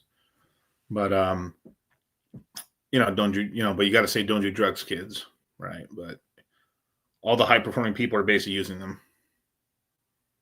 Not all of them, but a very scary amount. Like if I had to say the percentage, it's fucking massive. Like 70% of fucking people who are out here making a lot of money and doing a lot of shit in the world, they're all doing copious amounts of drugs. Either like even the healthy people, they're pretending they're not doing it, but they're doing hellish shit. Like everyone uses drugs, dog. Yeah, he sounds like every tweaker I knew before they were hooked. I mean, I guess. I mean, we'll find out. He's 19. The thing is, drugs are cool when you're young, right? Everything looks cool when you're young. Like, dude, I just like if you're like, dude, we got so wasted. We're like imagine you're 18, you're still in high school and you're drinking. Dude, we were at a party, we getting shit faced. Oh, damn, that's so cool. You're 21, everyone parties and gets fucked up in college, but then you're getting all shit faced at 38 and you look retarded, like, and you got a gut on you. It looks bad. Drinking only looks bad if you look bad. How real is that? Can you imagine that shit? Drinking only looks bad if you look bad. If you're just fat, overweight, out of shape, and then on top of that, and then you can stop being a sip look classy, but then like you're just slurred and you're fucked up, and you like every time we see you, you're slurred and fucked up. It's not cool. But if you're well put together, well dressed, super rich and shit, like damn, dude, like I want to drink with that guy. Like everything we do is to enhance is exactly like multivitamins, creatine. It's all PED. It's a performance. We're all taking drugs, dog. All of it. This is just accept this shit. We're all taking performance enhancing drugs. All of us. All of us. Besides water, and now we're even like I'm adding different types of sodium and potassium and stuff, electrolytes to my water and stuff in order to have like be fully like, you know. I'm a drug addict. We all are drug addicts. It's just like what addicted to good things or bad things. And also with your addictions, can you control them? Because some people don't have good control at all, which is the big problem in their life, basically. And Trent is the answer. That's right. Natural or drugs, herbs, both are just trying to mess with some respecters. Exactly. That's the big cope of it all. It comes from Mother Earth. Well, yeah, there is true. Like you probably will, like you have the effects, like natural stuff usually does have lesser effects than like, you know, science-based, like sort of constructed like pharmaceutical drugs, of course, right? But so if they fuck you up, they'll fuck you up less. But also you could take something that you don't know and they could totally kill you as well. So there's all kinds of, who's to say it's good and bad society, apparently. Like he just said too, he's like, yeah, saying meth sounds crazy. And he's like, this 19-year-old kid's doing meth in this. And they look at this kid's 19, you know. It's halo effect. Just get as good looking as possible. Just get as good looking as possible, and like literally you'll make more money. You know, every inch past 6'1", every inch past 6 foot is you on average make $5,000 more a year. Isn't that crazy? So like, let's just say you're just normal intelligence, but you're just taller. Let's just say you're 6'6". You would end up on average making an extra $30,000 a year on every single inch of height and stuff. They actually have tracked this through metrics and stuff, looking at height and stuff. It actually like carries. Now, obviously it's an average, but like there's some people obviously make more, some people they're just bad luck and everything else, just don't make less. But like literally your life is easier if you're taller. You know.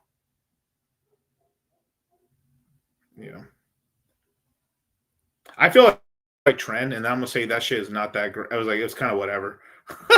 I have a fucking huge feeling that's what's gonna happen. I'm gonna try trend one day. I'm gonna be like, man, we're overhyping this shit. It is not as good as you guys say it was, man. This is a bunch of horse shit, bro. Well, most of the richest people in the world are short because they have to be, because it's like you're competing in this market. You know, the small man syndrome is real, but it can be a power. It can be a power. It's like you must harness the dark side of the force. You know. Someone said something in here.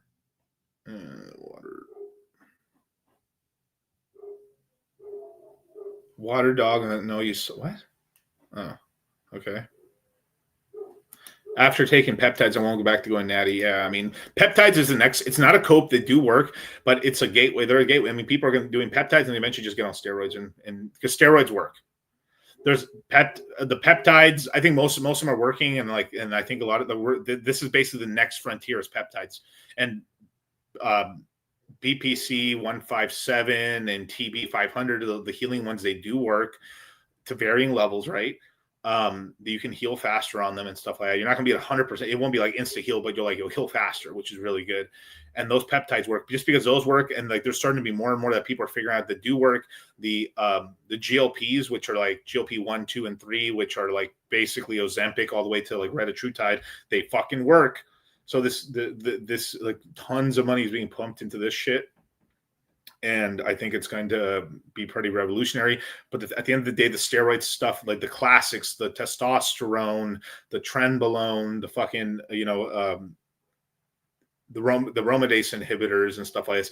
There's the classic stuff the bodybuilders have done for fucking like 60, 70 years. It all works. It's tried and true. People know how to stop it. Like they know how to use it. They know how to counteract all the side effects. Like it's just basically all going to be used. Basically, I think basically this side of like, so because of peptides, SARMs are getting kind of phased out right now. But only people doing SARMs are basically 18-year-old kids that don't want to get caught injecting a needle. Basically, it's a bunch of kids because like, yeah, there's a bunch of kids that are just like, they're still taking SARMs if they can find them. They probably can. I think you can semi-buy them still on the internet pretty easily. And then they're taking it just because they don't want to get caught for steroids or whatever. But they're taking the shitty off-brand, like off-label steroids that didn't make the trials, but they were like in the bin. And since they weren't initially called out, they're in a gray zone where they're not illegal. What would be a good peptide to use to help weight loss? Is there such thing? Yes, there does. GLP-3 retatrutide. So I've been studying all these things, and basically retatrutide is basically the best like weight loss drug you can take on the planet right now. It's not FDA. Ozempic is FDA approved. Eventually, as the FDA catches the fuck up, they're always way behind the bodybuilders. That's how I learned about it from the bodybuilding stuff, and I watch a lot of bodybuilders, and I watch a lot of these people that are like, you know, like health maxers and like looks maxing and stuff like that. The looks maxers and the bodybuilders and the health nuts have all agreed that like retatrutide is that shit. And it's a waste. It's basically it dampens your appetite using so GLPs are basically a receptor. They basically, these GLPs are basically, they take certain portions of protein, they put them in a certain order, and then when this protein hits your bloodstream and then hits receptors, it activates certain receptors based on how they hit your bloodstream or how they hit your nodes if you're a computer, and it activates certain systems in your body. So like GLP-1, which is Ozempic, will basically make you not hungry, and you'll lose weight because you feel more full, and you have a tummy ache sometimes, and you'll like not want to eat. Then there's the retatrutide, which adds like 2 factors of it and stuff like that. There's another one that helps with more of the weight loss, but the glucagon receptor, which gets activated with GLP-3, it basically will turn on fat burning in the liver. So it basically, what it does is it heals the liver. It causes the liver to release fat from the liver. So you basically get more of a fat burning zone. You actually will start burning fat, and it'll repair your liver, and it makes you more I think the GLP-2 part of it makes you much more insulin resistant. So it's been shown, allegedly, I can't say for sure, but like allegedly people who are like pre-diabetic can become not diabetic. And it makes you more insulin sensitive. It makes you more insulin sensitive. It's easier to lose weight. And because you're not eating as much, you're going to lose weight. And because you're burning more fat, and your liver is healing, your liver is like your big filter in your body gets even better. It can reverse alcohol like scarring on your liver from you drinking. So literally, it's pretty powerful. I bet the side effects are trippy. The only side effects I've seen, because my dad's taking it, is that, let's see, what is that? Sometimes he has an upset stomach, and then because you essentially slow down your stomach lining like how fast you absorb stuff in your stomach, you sometimes can get a little bit of like acid reflux a little bit. But besides that, he's gotten no side effects. Just not, I mean, his markers are down. I think he told me today he lost 27 pounds so far. He's been on it for like 2 months, but he's also like, he's not working out, but he's walking and he's taking it and stuff like that. And like, he's lost like 27 pounds. His markers have gone down. He's more insulin sensitive, and his like diabetes is like starting to reverse a lot, basically. Weren't people going blind with Ozempic? Yeah, people who only take Ozempic, people were taking large amount of doses of Ozempic. That's the problem, is that if at any point, we had a doctor explain it to us, but like basically at any point because you can get prescribed Ozempic, and what they've told us is basically Ozempic is like, if you start taking it and your sight gets fuzzy, you stop taking it. The thing is, people are like, I'm fucking losing weight, I'll just keep taking it. They keep taking it and increasing the dose because they're losing weight and their eyesight's getting fuzzy and they're just being retarded. That's what happens. It isn't like people, bro, that's why my dad needed glasses. What the fuck? I tried to tell him. Did he really? Oh, well, fuck. I mean, he had to been in a high dose. I mean, like, the thing is that Ozempic is retatrutide is like a larger dose because it's 3 drugs in one, and smaller amounts of all 3. Versus Ozempic, you're just taking one of them. So you can over give yourself shit if you're not careful on Ozempic. So I think Ozempic is shitty just by itself. Like, you have to take retatrutide, and the thing is, the only place you can find them is on websites for pharmacology websites and stuff for research drugs. There's a couple of sites out there. You'd have to look. You can find if you look for retatrutide on YouTube, and you go to a couple of these YouTubers, you can find them. It's not that hard. You do a little bit of research, watch some videos, you will find. You will find. You know? You will find it. But like anything, don't inject yourself. Do the research. There's like, I would literally, like, just like I've researched crypto, you guys, you go watch 10, 15 videos on retatrutide, even if it's the same shit over and over and over and over and over. Eventually you're like, I fucking understand what this does, and I understand the risks. Cool. It also tells you, like, a starting dose is like a small amount, Going to be made free of complete subset, making it more cost effective and effective prebiotic completion. Is it? Yeah, it is. I hate calling it a miracle drug, but it is kind of a miracle drug. Yeah. But what I think about GH, I'm on GH right now. A very low dose, like 2 units of GH, which is just like I'm on like HRT level of replacement, just like replacement level. Very low, very low. I don't ever plan on increasing the GH to like 4, 5, 6 units. Like the starting bodybuilding dose of growth hormone is 6 IUs. I'm okay. I was like, cool. I just need to just give me let me sleep a little better, be a little more insulin sensitive. Which just basically as you get older, your insulin sensitivity goes down no matter what. Doesn't matter what you do. As you age, you become less insulin sensitive. It also, you heal better. You can make muscle faster. You burn a little bit of fat, but it's like the fat burning is overblown. But you just take a look. That's it. Do you like matcha? I haven't tried much matcha, but I haven't. Not really. Retatrutide plus testosterone, life changing. Dior, government lies. Big pharma is real. Fear. Yeah. It's true. It's true. Like the peptide side, like the body. That's why I've always thought the bodybuilders are ahead of the curve on everything. They're experimenting with themselves already. But if professional bodybuilders and semi-professional bodybuilders and recreational bodybuilders are using it and it works, and they'll find out all the side effects. You don't want your round of polumbulas. I mean, you have to take stupid amounts. Like they would take full bottle. So a full bottle of growth hormone is usually 10 IUs. So they were taking full bottles. If you buy a full kit of growth hormone, it's 100 IUs per kit, right? That should be enough for 50 days. Or on a woman, supposedly the woman wants half as much. A woman needs to take 1 IU, men needs to take 2 IUs. So, even biologically, we take different levels of growth hormone. But yeah, it is what it is. Matcha has high caffeine in versus coffee. Oh, that's cool. We're just trying to get healthier, live longer, and have better life quality and shit. But yeah, I think a lot of shit's real. Clavicure is fucking crazy when it comes to this. This is because I know the doses now because I've been helping my dad with it, and he was taking 15 mLs or whatever the fuck. Basically, when you buy so the average bottle of retatrutide is between 5 and 10, right? 5 and 10 units. Let's just call it units just to make it simple, okay? 5 or 10 units, okay?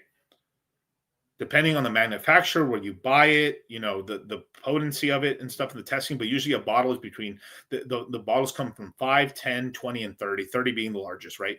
30 units or usable in injections, basically, right? And he was taking 15 a week. The average dose starting off is between 1 and 2. The average, the dose you take is 2 units, just to make it simple, so you understand. So you have a bottle of 10, it's going to last you 5 weeks because you're injecting yourself with 2, right? So you would take an injection once a week for 3-4 weeks, and then you're this is as it happens, anything, you take a drug, eventually your body's a lazy cunt, and it's okay, cool, I'm used to this now. It'll make it a little bit less effective. So then people increase it to 3, then 4, then 5, until they hit a desired level of weight loss and and side effects and stuff. And then he's done. Right. But then what happens is Clavicure was saying he was taking 15 a week. 15 a week. That's some of the highest I've ever heard was 12. So he was taking 15, and then so basically he destroyed, or he used it so much to weight loss, or maybe he just started at a high dose already. It was damn, this shit works like crazy. Then it stopped working like that same insane level. So he kept chasing the dragon with it. So then he started using dioxin or Adderall to suppress even further. So I think he started way too high, way too fast on that. But he's about effective dose, but I think that was fucking ridiculously high for how skinny he was and shit and everything, or how not fat he was. But that's kind of ridiculous. I mean, that's insane. Fuck, dog. Even some of the professional bodybuilders I've seen, like they're taking like 8. I've some of these YouTube channels I've watched before of them. They admit like what they're on and shit. They're taking 8 to 12. 12 being the highest. He's like, fuck, 12 is ridiculous. I'm at 8 right now. Even 8's a little strong. I might just lower it down to like a low maintenance dose and back down to 2 or 3. I'm like, so when I heard 15, I was like, Jesus Christ. Yeah. Insane. Any side effects of taking growth hormone?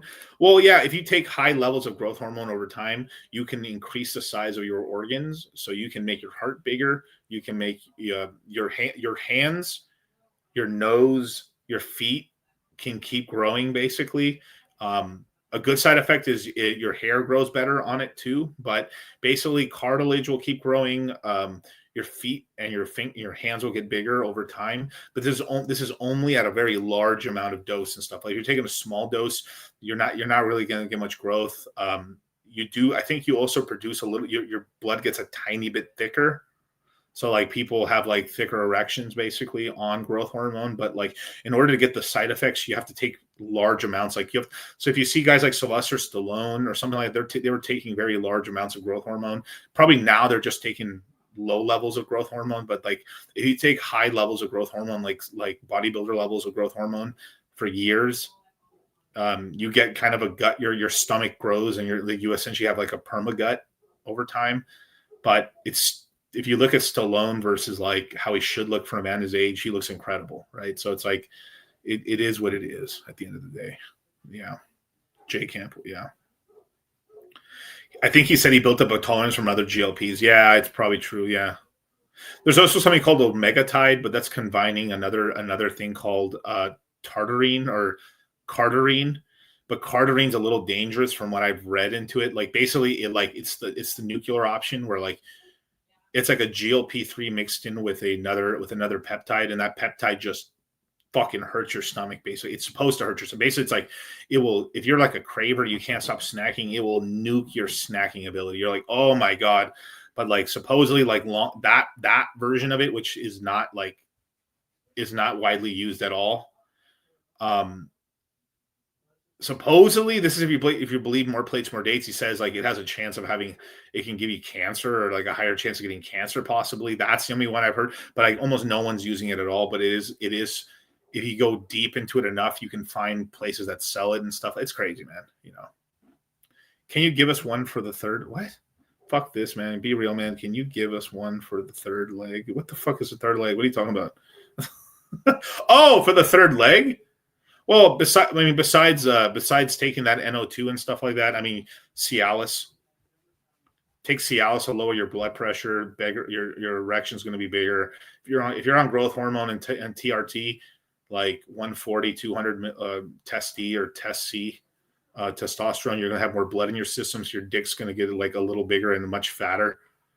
I'd say like 20 mgs is probably the max of like if you're ever like, I mean, I got a date, I'm gonna break her brakes in and shit. I'm gonna fucking knock the dust off that pussy. You would take fucking 2 tabs of Cialis. You would take like GON2. You would then take and you would just be on testosterone and growth hormone. You'd fucking knock that shit to Africa, basically. You know. Also, check out my buddy, what's called Sterling. He has a bunch of supplements for like sex stuff and everything like that.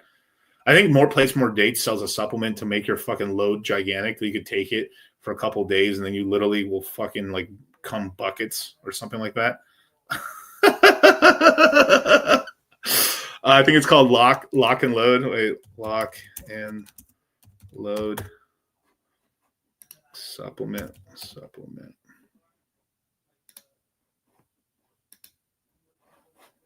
Yeah. Only in DCC stream would you guys. Won't you consider TRT very soon? Actually, I'm probably going to be on it later this year or next year, basically. Oh well, it's already next year. I mean, it's probably next year. Gorilla Mind Lock and Load, because I'm already 34, so I'm like, fuck it, let's go, dude. This shit right here. Let's see if I can go into it. If it fucking would load, apparently not. But basically, I think you have to take like 6 or 8 pills of this shit or something. It's like a stupid amount of pills you got to take. But like people, like you can literally cover this girl. You can cover her head to toe from with ectoplasm. Is Cialis natty? I think so. I mean, yeah, I've used Cialis. I was told by bodybuilders out here in Las Vegas. I tried it.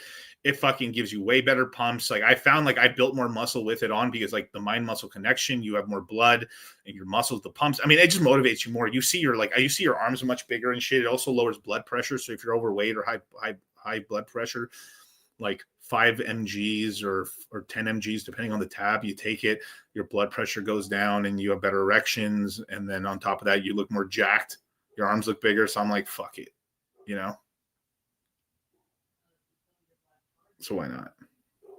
Are you switching from overhead press into sitting one with the Smith machine, Miguel? Because I'm in love with the overhead press for 7 years, but my back's always arching too much. You can't just do what you need to do. I mean, like maybe switch it up for a bit and then go back to the other one, basically. But like, I'm still doing standing, but like right now, like I don't know what I would probably do standing overhead press still myself. But if your back's arching too much, man, like you might have to lower the weight and just up the reps, man. Go up, like try to get 8 to 12. Are you getting 8 to 12, Saigon? You also one other thing you guys just one off, Brent. There's what the fuck's it called? Oh my god, I haven't thought about this shit in forever. This is what happens. I know that I'm on the spectrum, dude. Is like as soon as I get on these things, I can't stop thinking. I'm trying to help you guys all the time. There's this company who has like a dick pump. What the fuck's it called? But basically, if you look for like a penis pump or some shit like that, that shit works. It could like if you use it for a really long time in terms of like months on end, you can like grow it out you can grow your schlong out like literally like a whole inch and make it thicker too, and then like destroy bitches basically. Yeah, heavy load 5 to 5. Start increasing the reps. So if you're trying to get strong, keep that up, I guess. But like, I would increase your reps. At least go to 8. Lower the weight. It's like you already like when I was doing 275, dude. I felt like I was going to break my back. I'm not even gonna lie. I'm not even gonna lie to you, bro. I felt like I was literally gonna break my back when I was like 275 on the. I literally felt like I was going like I was literally trying to keep myself straight, but I felt like my back was like, and I had a belt on, and I felt like I was gonna crack my back, dude. I was like, Jesus Christ. I did it. I had for one rep, and I was like, fuck, bah, put it back down. I was like, fuck, dog. I was like, oh, shit. That was insane. Do you think it stretches the back if you stop using the pump? What? You might have to do that one again. I don't know. Brown from the West. I can turn my 2-incher into a 3. That's crazy. You might actually be able to turn it into a 4. If you use it long term, there's some permanent gains. If you like, supposedly, like, let's just all jokes aside, let's just say you have like a 5, you took it to a 7, and you stop using it, you would turn it back, and you would turn it to a 6, or worst case a 5.5, and you'd keep some of the girth. That's what I've like read from it. This is from shit I read like fucking 5 years ago, dude. This shit is really old. This is really old stuff. Like this is what looks maxing, and there wasn't even looks maxing. This is back when the red pill was about like picking up bitches, and it wasn't like like it wasn't just about making fun of girls. It was just about fucking them. What's it? I'm trying to fucking remember the name, dude. Oh my god, it's been so long, dude. I'm gonna look this up. Hopefully, let's see.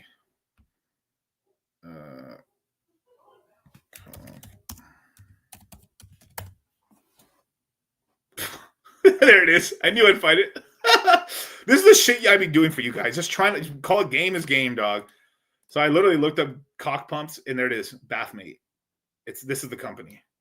That's supposedly the best one in the world or whatever. I'm not going to look up images. But finally, the real information. Fuck, bro. You guys are fucking killing me, dude, right now. The more you fuck around, the more you're going to find out. And also, if you stay down here and you never fuck around, you'll never find out. If you never try it, you never find out. Dick maxing.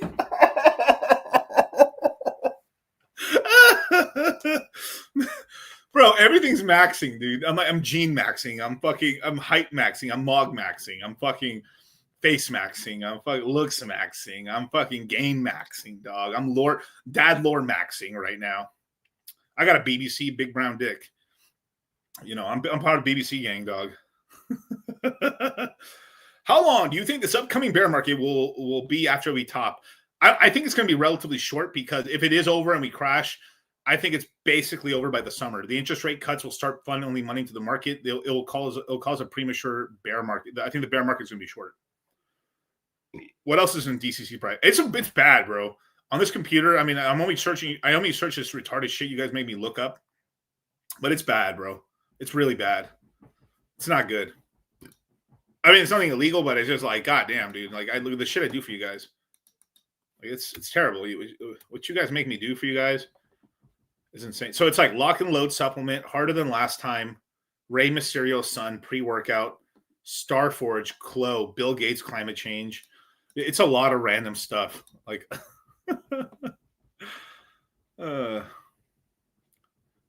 you should see me on. If you want more in this information, go to the Citadel, you guys. I go even crazier. I give you more sauce in there. I give you real sauce, like where I can tell you, because on YouTube, there's no way, dog. And only for $98 a month, and you get a $50 rebate for every month you're in the Citadel. You get $50 off the next crypto mindset course, which we will have in Q1, in I believe January, or I think February. We'll have the next crypto mindset course is in February. So if you join up now, dude, you'll get $150 off the next crypto mindset course. And we're adding a brand new chat. There's over 500 members in the Citadel right now. We're adding the Meme Coin Alpha group. Where do you buy Cialis? Well, I might be able to tell you, but just not here. If you join the Citadel. Yeah, I am not a doctor. I don't know. I don't know what you can buy. I don't know what you can buy this stuff, but who knows? Who knows? Who knows? The Citadel, like, we protect the innocent. We protect the innocent. But hey, do what you want, man. Don't max at all. Just stay how you are, man. Stay how you are, bro.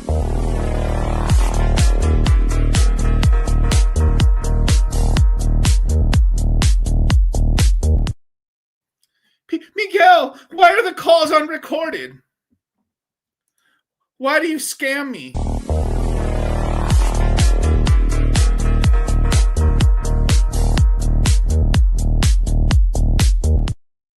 Miguel, you're such a fucking scammer, bro. Why are you always saying the coolest shit when I'm at work, bro?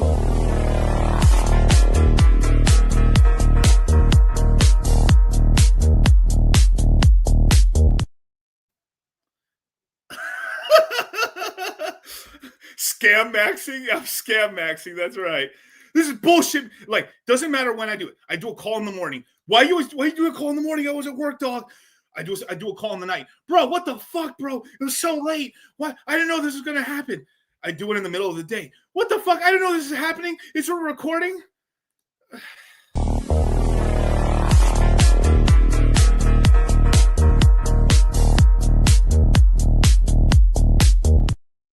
It's fucking popping in the Citadel, dog. And you get $50 off the next crypto mindset course. And you get a fucking, we give webinars all the time for the crypto mindset course. We are starting to do some recorded calls. You guys are always invited to like super webinars. We actually have a webinar coming up real soon that's going to include the Citadel, the crypto mindset course, and the cash out course. It's going to be sick. When's the next Citadel call? Let me check my calendar. I will announce it tomorrow night. Tomorrow night I'll announce it. If we don't, so if we can't get a Moon Gang because Charlie's still not he's still traveling and stuff like that, I will do a call tomorrow. I'll announce it. It'll be cool. I'll leave it. You know what? Fuck it. Unrecorded. Fuck it. We ball. If you join up right now to the Citadel, you'll get in the Citadel in time for the call. And I usually run them for a couple hours. So it's like a couple hour call. I even do share screen, all kinds of cool information. There's just shit I cannot say on YouTube, you guys, that I can't say for the Citadel, man. 500 plus members. We usually get like when I announce the call in a good amount of time, we usually get like fucking couple hundred people on the call, man. So it's fucking crazy. Is it for the Fed meeting? We definitely can talk about the Fed meeting because on Monday, QT officially, we go from everything. We talk about finance, money, life improvement, life maxing, wealth maxing. The Citadel's about ascending. In reality, your Citadel maxing. You can rise slow or ride with us. But the ride's way faster with us, you guys. Shit gets wild, man. Mr. Angry, Twinkies in there, bro. Everyone's in. The water's fine. The shit's great. There's people who just like, fuck it, man. I just go on the calls, dog. I ask for crazy shit. It's insane, dude. Monday Pump, we can talk about that too, because we'll be closer to it. We'll be closer to it, man. Like, where are we at in the market right now? Before I sign off right here, you know. If you like the conversation I was having about peptides and all this other stuff, bro, I'll go even crazy. I've been researching a lot. I'm just, I got to be careful what I say on YouTube, just because YouTube is, I mean, you guys know, dog. I mean, come on. YouTube is YouTube, bro. YouTube is YouTube. We're at almost $91,000 Bitcoin.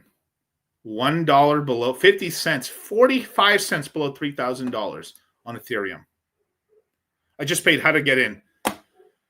You'll get an email real soon. I'm gonna call Liam and Kyle right now. As a matter of fact, as soon as I get off this call, in 1 hour. Once it loads up or whoever signs up, I'll have Liam and Kyle fucking get everyone into the Citadel right away.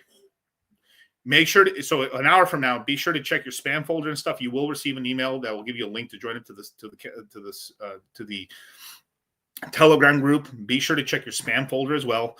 And worst case, you'll be added in less than probably like 12 hours from now, which is really cool. So, bam. Cameron, bro, shout out to you. I'll give you a Pepe before we sign out, bro. Welcome to the fam.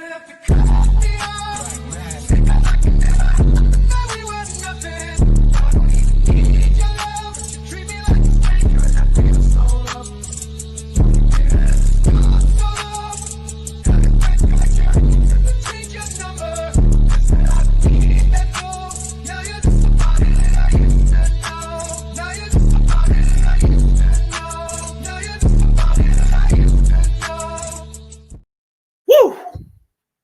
Beautiful, man. Meth Maxi, the hero. That's right. He's a hero. So with that, man, thank you so much for joining me, you guys, man. And yeah, it's a good stream, man. Who else is streaming right now? No fucking nobody, bro. Nobody but us, man. We're here when it's good, when it's bad, and when it's meh. And peace.